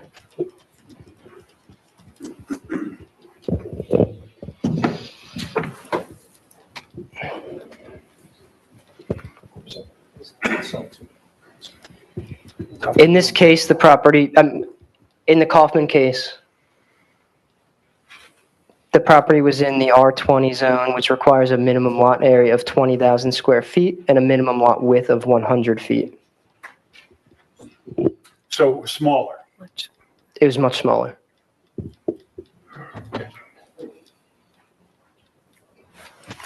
Yeah, one question on terms of stating this in the most conservative with the 66-foot right-of-way. Does that apply to the lot size of the adjoining lots? Was that figured on a 66-foot right-of-way or a 50-foot right-of-way? If the tax map has been changed, that whole section is now 66 feet. Yeah, But I don't think the tax map has changed the lot acreages. They just changed the designation on the road, right? yeah, I don't know what the effect of making that map change was by the municipality. Right. I'm just assuming that if the township were to ever go to take that property to widen the street, that now they would be taking an additional 8 feet on each side of the road. But, yeah, I don't think that those properties. But you recalculated the lot size of these two lots based on a 66. Yeah, so I now I understand. And just took whatever the listed values. Right, now I understand your question. Okay, yeah. Matt, you didn't make those lots smaller, or maybe you did, it's a good question. Did you take into account that those lots may decrease in size Right. even further based on the map changing? I did not, but just as I guess, if it helps at all, if you look at Ms. Osterkorn's zone table, you could kind of see what impact it had on our properties, Right. like less than 0.1 acres Right. of change. So I don't want to use the word negligible. I don't want to discount your point, but But they would all decrease in size slightly. right. Thank you. Just to be clear there. Speak to the microphone. The lot acreage value shown on sheet 1 of your exhibit, that's based on those lots having a 50-foot right-of-way, therefore a 25-foot dedication? If that's what the tax map is based on, then I would say yes. Okay. Hey, go back to the Go to what? Oh, my phone. No, it's on the 66 foot right away. Those areas are 66. yours. What you're showing is 1.55 and 2.1. No, but they're talking about these guys. Oh, I don't know. Yeah, exactly. Right. You just went with the values that are on the tax map. Yeah, we just went with, we didn't, Great. yeah, if the tax map deducted because of 50 feet, Right. then that's where we went, or if they didn't deduct at all, we just went with what was on the tax map. Any other questions, Yeah, I have some questions. Mr. Quinn? So I wanted to ask questions about the lot sizes in the neighborhood. You mentioned the flag lot that's right next to the applicant's lot, just on the left of the picture on page 1. You're referring to page 1 of his exhibit? Page 1 Of his exhibit, okay, just want to make sure. So, there's a flag lot. The frontage on the street is 100 and something feet, I believe you said. About 60, if I'm not mistaken. 60 feet. And you said that the lot is conforming. What is the area of that lot? It's on the tax map. Yeah. Oh, it is? Well, It's it's- Over 7 acres? about 7.3 acres. Okay. So I'm just concerned that you've picked a region here which exactly fits your story. So you didn't show the acreage of that lot. And then if you go to the other side of the homeowner's lot, beyond lot 9, So block 3501, lot 8, and then 3501, lot 9. If you go to the right of that, you get another lot that I believe is conforming. Is that right? That's about 5 acres. That's correct. And then you get another lot that's about 11 acres, 14 acres. That's correct. And then I'm not sure what happens if you were to go up the hill beyond the flag lot, beyond lot 3. What happens there? Well, if you were to go a couple lots that way, you would actually be in the adjacent town. Not that it's irrelevant, but You get one more conforming lot, and then you're in Mendham, I think, something like that. I think that might be correct. And then directly across the street, you have conforming lots. Right, so that's part of the neighborhood as well. So the house that's directly across the street from the driveway of the applicant's house, is that number 40? House number That's 40? correct. Yes. So that's a conforming lot, That is conforming. That's correct. and the lot up the hill from that is a conforming lot. Mr. Quillen, can you just say which lot you're referring to, 3, so So we're all on it's, the same page? I don't, No, it doesn't? Well, so address number 40, is that, Would it help if I brought up the tax map? Yes, for the first one reference? that had both sides. yeah, that might help. Yeah. We're looking at the one that handout was side to side. Sorry, can I just That's make a right. point, I don't know Mr. which one is 40. Quillen, some of those lots that you pointed out are not in the same zone. They're not in the RA 130, they're in the OSGU, Oh, I'm sorry. some of them. Okay. But that, you have to keep that in mind as well. Everything on the other side of the street is No, but some on the same side of the street, that the zone ends. Lot 10, I think, is where the Yeah. OSGU is. On this map, it was lot 10. Lot 10 is What I've- OSGU, what so I've- that's what I've right brought on next the to the screen- small lot 9. Okay. Yes. 10 is LSGU? Yeah. Okay. What I've brought on the screen is tax map 35, which is our current 2025 tax map set. And revisions, most current 1/30/2026 by Chris Melick. that's what they Prior revisions of 2010 and 2014 by Mr. Richard F. Smith Jr. I feel like we need to mark this as an exhibit. Well, isn't this what they Probably. distributed? We have it. They distributed to us. No, Yeah, we had, We've had this for. Yeah, Yeah, wasn't we this have was this. A9? yeah, we provided that, yep. That's the same, that's an It's the same map you saw before. Yeah, yep. This is A9? Yeah. Let's say 9. Yeah, A9. But it doesn't have the zones on all the does not. properties. I can try to talk the board through where those zone lines are, if I They are may, on the, whatever. That would be helpful to me. they on page 1 of the, at least on that street. Does the board want me to talk about where those zone lines are, where the OSGU zone starts? Yes. Okay. The other side. I think this is actually okay. So lot 6 is our property, this trapezoidal property. I talked about these two properties, I guess, to the east of us. Lot 8 and lot 9, which I talked about, are undersized and under width, if you will. Immediately beyond that is actually a different zone. That's the OSGU zone. So lot 10 is OSGU, Yes. as is lot 11. That's correct. And I just want to just address one of your other points, if I may. If we go the other way, West. yeah, west. So if we go west, we can see the flag lot that, like I said, is conforming in terms of lot area. And I'm sorry, I didn't provide you the exact number, 7.3 acres. I do think it is important to note that from the street, you're really not getting the full view of that property. So when we talk about impacts to the streetscape, it's not necessarily having as much of an influence as these other properties. What you do see is the 60 feet of separation. So anyway, right beyond that, you have those two. Just to be clear, it's conforming in lot area, but it's not conforming in other ways, correct? That's correct. Okay, so it doesn't conform with the lot width. That's right. Okay.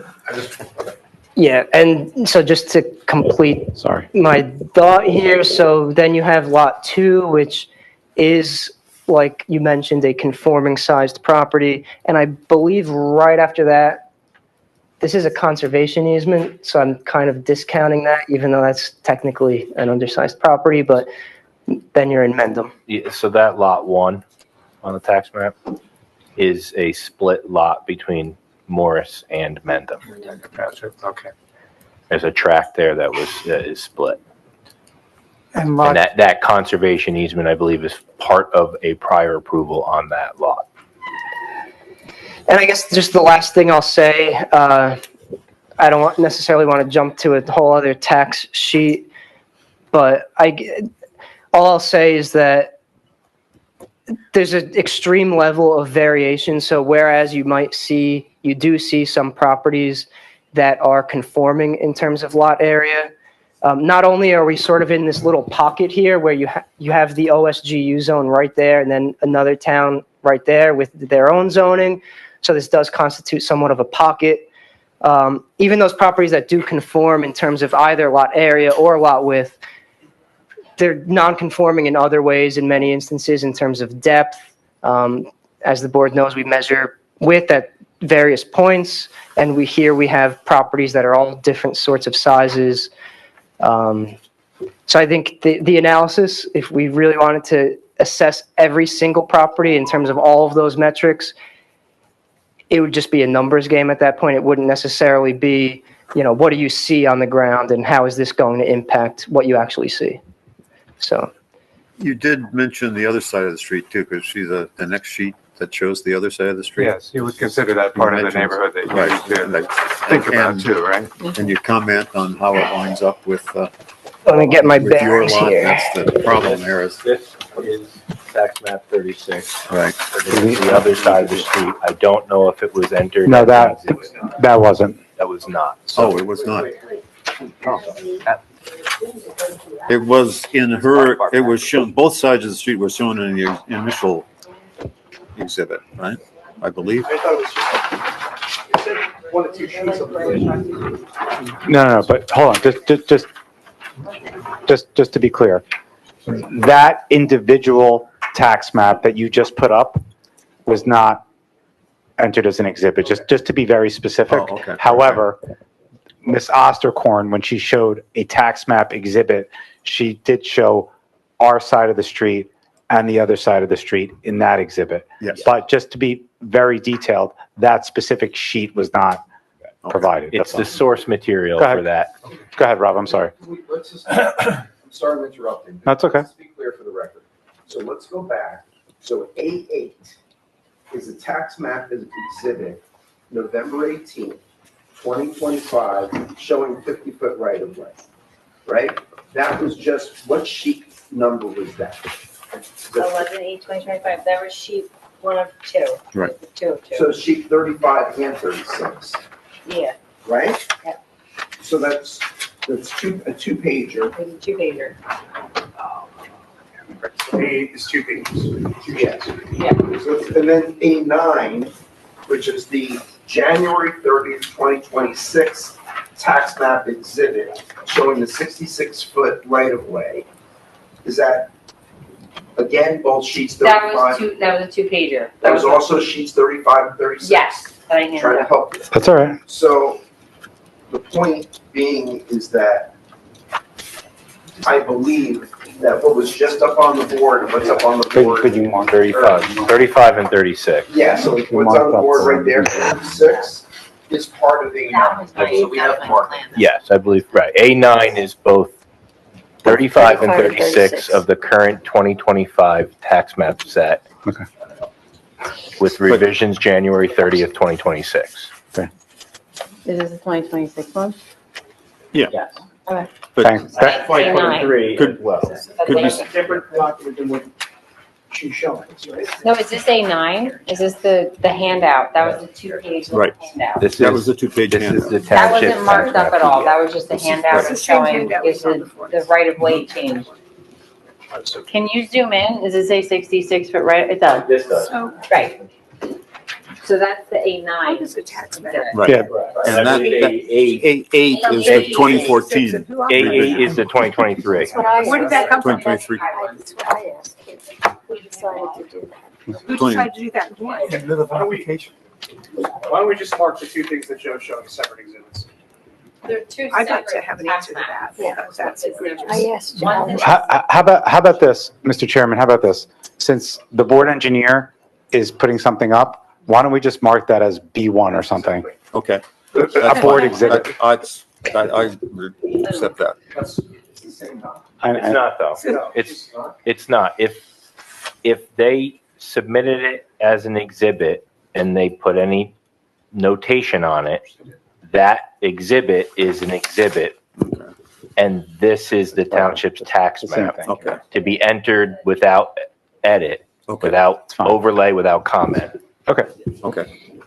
I have a question. So we'll call the township's 2025 tax maps, which are revised in January of 2026, the current tax map set, B1,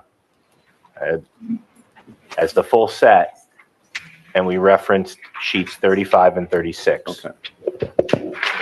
And if needed, I have the prior set of 2023 available to us to enter if needed. Okay. So B1 is sheets 35 and 36, Township 2025 tax map revised in January 2026.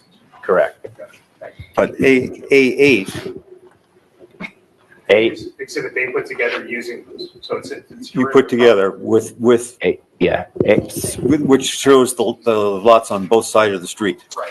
Correct. Technically, A8 is source material from the 2023 tax map set. A9 is source material from the 2025 tax map set. But we've been asking questions on the size of the relative size of the lots around, and that A8 shows them both on the same, yes. which is what, For the record's sake, Right, that's a right. derivative product distinct from what the tax map actually. Yes, is, right. But but it All was, the numbers line. yeah, I mean, it was their exhibit where they've combined sheets 35 and 36 from the 2023. But it was presented, and it was the only thing that shows the lots on either side of the street in relationship to each other, which I would like to see again and have comment, because you did testify as to a few of the lots on the other side of the street also. And you said they're across the street, but it's hard to tell from looking at the separate sheets. So could you comment on that in reference to A8? Mr. Chairman, if I could stop. Do you have a digital version of Exhibit A you can pull up on the screen? Is that this? No. What is that? A8 was the first thing she showed, the first, That was emailed. No, that was. No. yes, We had that up on the screen earlier. no, we did have it on the screen earlier, yes. He had it sourced, not me. He put up her two exhibits that she presented from. Right? I don't. I don't think we have that one.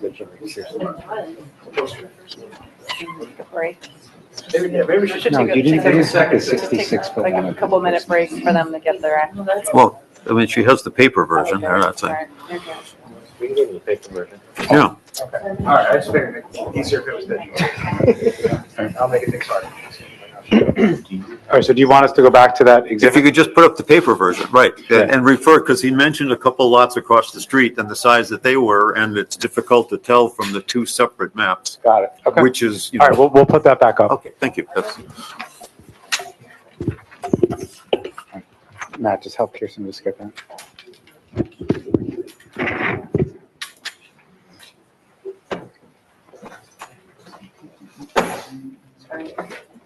good. Okay. Thank you. Voila. Vanna Light. Thank you, Vanna. Okay, go ahead. Wait, what was the question?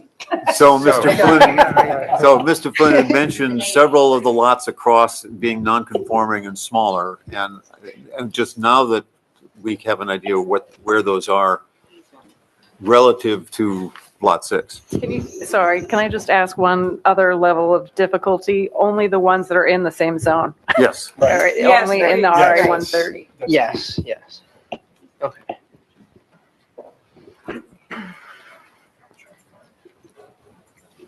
Okay. How do I want to do this?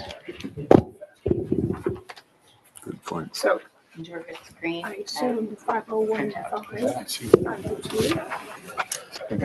Directly across the street. These are the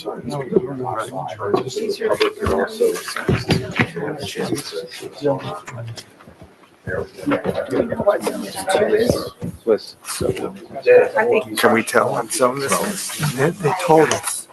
These two are those two. Okay, so let's see if, let's see.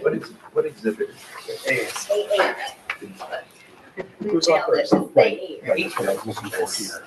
So Exhibit A8. I'm not sure where it stands, so I'll just keep moving around. So number 35 is our property. Right. The property that I was referring to across the street is number 44, Okay. which is I don't undersized. see these number, numbers. there is no number 44. What is the lot That's number? Across the street That's is, the house number. What's the lot number? What lot number is that? oh, what lot number is that? That's lot 5.01. Thank you. 501 is small. So there's That's 5 correct. and there's 502. Oh, and these are, And then there's 4, and then there's 3, and then there's 2, and then there's 1. 501, 5, and 502. I have an idea, Mr. Chairman. Yes. Can we just take a 1 minute break just to get this like straightened out real quick? Is that okay? Yes. Sure. Okay, but let's make it 5 minutes this time, though. We ran a little long. So all these lots, 501 is small. This What is one's that? 3, this one's 3, that one's 7, this one's 4, that one's almost 3, 7, 2.7.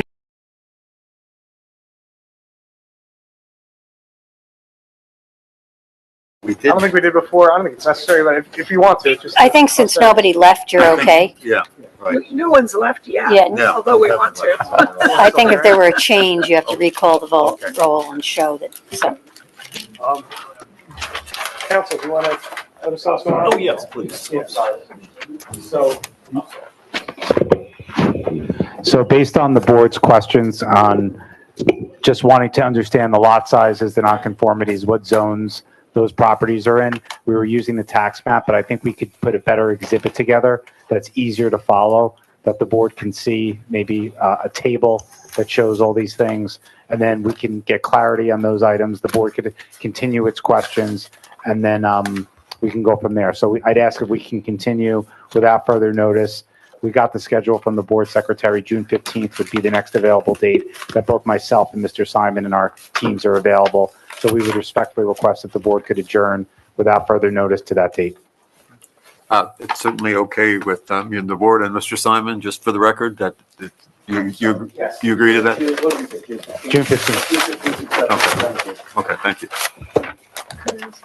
Yes. Would it be appropriate to ask if in those adjacent non-conforming lots, you could see whether or not they have restrictions on building and lot and impervious coverage other than what it's zoned for? Because I am curious about whether we're going to potentially create a lot that's disadvantaged relative to other smaller lots. Yeah, I can do I could do an Oprah and see if there's any resolutions of approval on those properties. Sure, I can do, I'll pick the surrounding lots and do an Oprah request and see if that's there. Mr. Robbins. I want to piggyback on what Ms. Van Order had said. I would also like to see, I see on the exhibits, there are non-conforming lots to the left and to the right of the property in question. When those properties were divided. Oh, this wasn't for clapping, but when were they done? So that's gonna, I think, is gonna be key information for the board up here. I'm happy to do that. Thank you. I think, and we could talk about this at a later time. I don't know if that necessarily plays a factor, but we can look at it as to the Kaufman case's analysis of, consistency with the area. Right. But if that is something that the board feels they would like to know as part of their analysis, Sure. I'm happy to do an Oprah and see if I can get documentation to that effect. It's just part of the bigger picture that, we all would like to see. Yeah, and we did do a letter to the board that had some of the prior approvals in it. And it was more in relation, Mr. Ravitz, to the 25 versus the 33 or the 50 to 66. But that did demonstrate in that letter that we provided, and we can go over it again, some applications that were approved by the board with subdivision deeds that created certain lots. So we did provide some of that information. I believe one was from 1999. I think one was from 2006. So they were. So I'm saying some were relatively recent. I think somebody was alluding to the fact that they might have been created. A lot of these lots might have been created like pre-MLUL. Right. But I'll look into that. That's fine. To the extent that, we have a broader understanding of the area and kind of the history that led us to this point. Okay. Well, any of that information could be useful, whether it's germane or No, I not. understand. It's a fair comment. That's fine. Thank you.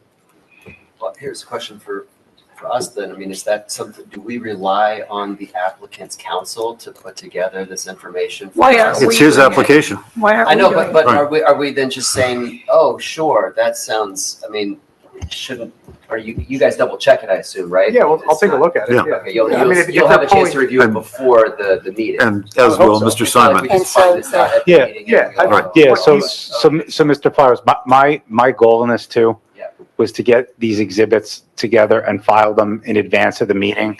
So that way the board can look at the materials in advance. And of course, I'll copy Mr. Simon. I've been copying him on every transmittal we have. I'm happy to copy him on this. Yeah, what he's talking about are public records anyway. It's not like it's Right. like a. Anyone can look them up. It is what it Things is. get But yeah, mixed no, up, I you know. totally understand. what you're saying. And we may have questions where we reach out to some of the municipal professionals too, as part of that due diligence, so. Can I add something to this? Because it was one of the questions I had. You went through the effect of this project on the streetscape, going up and down the street, which is a fair thing to do. But our concern has more to do with the zone and the area rather than just the street. So if you have anything that can talk about the effect of the project on the zone, it's something that you can think about beforehand. So when we ask the question the next time, you're sort of prepared, because there are a number of properties in the area. Well, right now they could say divide in two and meet the zone. Well, now they can come in and say, well, we're going to divide this in three or maybe even four, and so are we opening up? And this can happen at any time. I'm not saying that this project is going to open it up, but it can happen at any time. But as a planning board, we want to get a sense of where we're going in the future if we approve something like this, and what could be the effect on the larger zone. We can talk about that amongst ourselves when we're doing master planning. Yeah, I mean, Mr. Benoit, that's ultimately going to be the board's decision on what kind of a case we made, right? course. But what we were trying to explain, and we'll obviously do it again, is the fact that we were able to meet all the setbacks requirements, the coverages, that's what we were saying. We were not impacting the zone in a substantial way, because despite the lot size reduction, we still met the width. The streetscape was, like you said, just one part of it. And this is more like a summation, but we were also demonstrating how we met a lot of the other, or substantially a lot of the other bulk requirements. So that was part of that argument that you're kind of bringing up. Yeah. But we'll make sure to when Matt finishes to hit on that, that's fine. Okay, thank you. Sure. Okay, so, Okay, so I guess we're good. We'll make the announcement. Oh, yes. you guys will give the board an extension. Yeah, if you send me it, I'll put it on the record now. We'll grant the board an extension through June 30th. I guess do you like it through the end of the month that we're carrying to? So I'll do June 30th, 2026. You can send me something to sign. That's fine too, but I'm putting it on the record. And then, yeah, if you could just make the announcement, that'd be great. Absolutely. Okay. So that's it. Let me make the announcement. Okay, so the application under let me start again. The application of Mark and Lynn Piccolo, under number PB-08-25, concerning property located at block 3501, lot 6, 35 Schoolhouse Lane in the RA 130 zone. The hearing on this application is going to be carried to the board's June 15th, 2026 meeting, 7:00 PM here in the municipal building. No further notice will be required as to publication or service to property owners within 200 feet. The announcement I'm making right now serves as your notice to members of the public. Come back on June 15th for the next part of this hearing. Great. Thank you, everybody. Thank you. Okay. Okay, we have more things to talk about.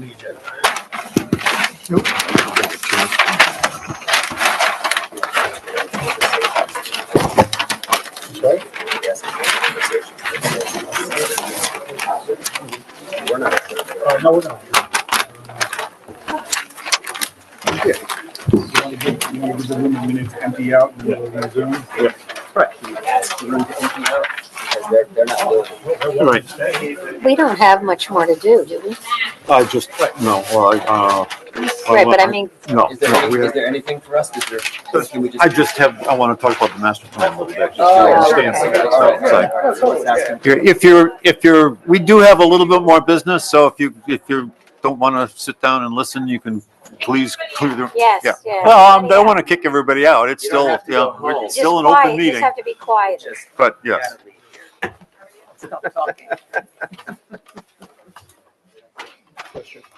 to see you.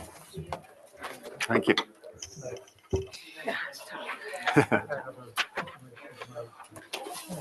you want to? Yeah. I'll throw it in my file. So, No, I don't want this. Not as bad as another. okay, so, yeah, well, moving on to other, I don't know, is there anything from the legislative committee? No. Okay, then all I wanted to talk about is, kind of what's happening with the master plan. Folks, Yeah, please. still in a meeting. Thanks. Take it. So now that the kind of the major crush on affordable housing is over, Liz has actually had time to sit down and start to work with us on that. We have formed a steering committee and met a couple of times to move forward on the master plan. The steering committee now consists of the board, of those of us on the board. It's the mayor, Councilman Ravitz, myself, and Linda Murphy. We have Brian Morgan from the Environmental Commission. We have Megan Burke from the Economic Development Committee. We have Betty Simmons has agreed to join us. She's on the Board of Adjustment. Did I miss anybody? Where did I go? Plus, she's a longtime member of And TAC. longtime member of TAC, former member of TAC. I guess that's it for the steering committee. And in order to get things going, we got met and Liz put together the schedule that has us completing and signing off on the master plan, a new master plan, by end of June of 2027, giving us about a month and a half of leeway there in case things don't work out well. Yeah. But in order to get that, it's kind of a compressed schedule. In order to get that means we've got to start soon. And so they will be starting with some public forums, which will be, there's 3 that are now scheduled. There will be 2 in person and 1 Zoom session. On May 21st, there'll be at 7 o'clock, there'll be one at the Frelinghuysen Middle School and in the gym there. And on Thursday, the 28th, there'll be a 7 o'clock Zoom meeting. And on Saturday, the 30th, there'll be an in-person meeting at the Normandy Park School. At 10 a.m. What? At 10 a.m. At 10 a.m. Oh, right. Yeah, thank you, at 10. I thought it was 7, right? No, that one's the morning, Yeah, the at Saturday. 10 a.m. Saturday morning. All right, so that's the initial public outreach. That will be followed by some bunch of one-on-one and individual messages and some more kind of through the summer. And in the fall, again, there will be some more focused public sessions as we get forward. Those initial ones will be intended just to generally get a sense of where people's feelings are and the goals, start to set up the goals and objectives for our consideration and consider. So that's kind of where we stand now. I'll give you the update. So I Could we think, also, I guess if there's time at the meetings, we've never made time for ourselves right. to talk about ideas, to talk about, planning issues. Maybe we can put time aside after meetings at this time. Well, I'm still trying to figure out, and we've talked a little bit about having it's like, because, on the steering committee, there's 4 of us on the board, so that's not a quorum. And we've discussed whether to have some sort of a subcommittee on the board itself. With one function would be to kind of review what comes out of all of the stuff, I think Liz knows you're writing these things, it comes up, but Well, like, reviewing for content and, errors and all that. So I'm not quite sure how that works, but we would, we would have, sessions here, but we certainly, as board members, and I don't know, we talked about one-on-one, right? Yes, we can, certainly we can do, yes, there's one-on-one, but we could do some sort of session with the whole board. Right. Early on. Okay. Or, later as well, but just at the more towards the beginning of the process. Right. So, certainly I please board members all come to at least one of the public workshops. Right. But in addition, I think we could also maybe do something with the board, maybe not at the June 15th, but after, Right. Maybe over the summer. Okay. Just to build off of that for a moment, on the Board of Education, we get the whole board together periodically for what we call a retreat. It's a public meeting. We do advertise it, but no one comes because we're talking about topics that are mostly internal. And I'm thinking that we might be able to do something similar to that. You can say it's for the purpose of discussing something, and no decision will be made. It's just an internal kind of think tank. It would certainly be ideal if we could work it into one of our regular meetings. I don't know what our schedule is coming up, so. June 1st one's pretty open, since they took the 15th, June 1, our next meeting is relatively open. Maybe we block all applicants and just talk to ourselves. We don't have any applicants. We don't have any as of then? Well, Even better. We had a day off coming, but. but now we can. Thanks a lot. Don't cancel the meeting. Let's do some work. Yeah. No, I think that actually might be ideal. Actually, that's pretty good timing. Because it's right after the Right after public that. forum. And, Yeah. Okay, I think that's. so I think that would be good. Okay, let's put that on the Yeah, just agenda leave it a then. public meeting and Yeah. with no applicants. Yes. Yeah, if people want to. It's a work session. It's a work session. Yeah, right. We used to sit up and literally. And we can think a little bit more about how we might want to structure it, but I think certainly we can talk about the results of what That's good. Right. This topic before us in this application is a great one to talk about. Yeah. You and I have discussed it also. Yeah. Okay. I think that's it then, right?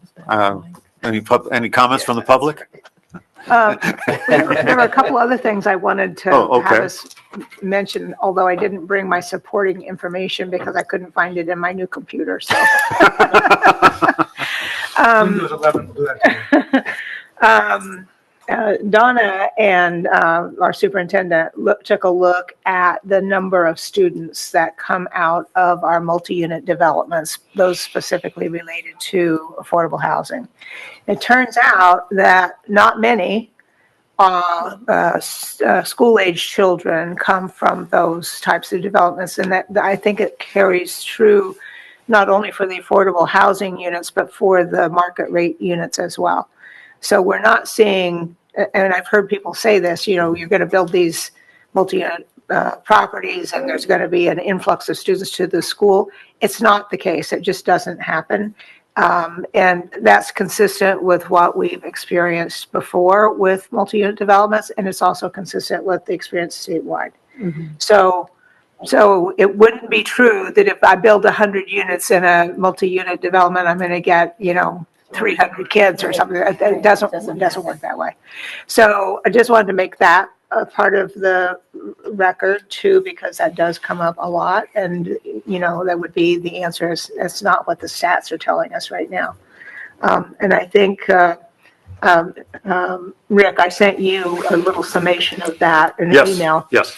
And if you And look the at it from a corrected one-to-one standpoint, you get maybe out of all of the multi-unit developments, I think that we looked at as of now, it was like almost like a one-to-one was 22 students Something like that. out of the whole, mishmash. So I think that's comforting in a way, because while we do want to keep the character of our neighborhood, which is largely single-family housing, the fact that we do have to have these multi-unit developments is not as big a detriment, certainly not as big an impact to the school district as some people have assumed. The second thing that I wanted to mention is that there's some pending legislation having to do with pilot programs, which may affect Morristown more than Morris Township. But the pending legislation, which is still working its way through committee, I believe, would require that the pilot agreements and the municipalities doing same would be forced to contribute some portion to the school district. Right now, I think it's 95% goes to the municipality for the pilot payment, and 5% goes to the county, and 0 goes to the school. It's only applicable to property improvements, so the land is still treated the same, but the improvements are the part that gets the benefit, if you will, of the pilot program. I sent over some information about the impact that's had on the township over the last 17 years relative to the share of the school tax levy. Because Morristown is strategically using pilot programs to manage their share that they pay to the school system. So, and you can almost track, when you see it go up and down, you can track back to when they approved a pilot program that would bring that percentage back down. So for the first time since their reval in 2023, they are paying more than 40%. It's not going to last, I can tell you that. They're probably going to take some action on that. But for the first time ever, we've also been below 60 for the last couple of years. Yeah, So in the township. it's very insightful. The other thing I'd say is that we're 10 years past our last reval. Happened, I think, in 2016, if I'm not mistaken.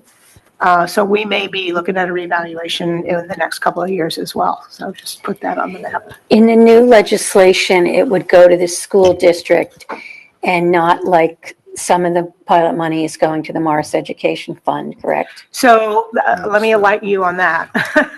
This was a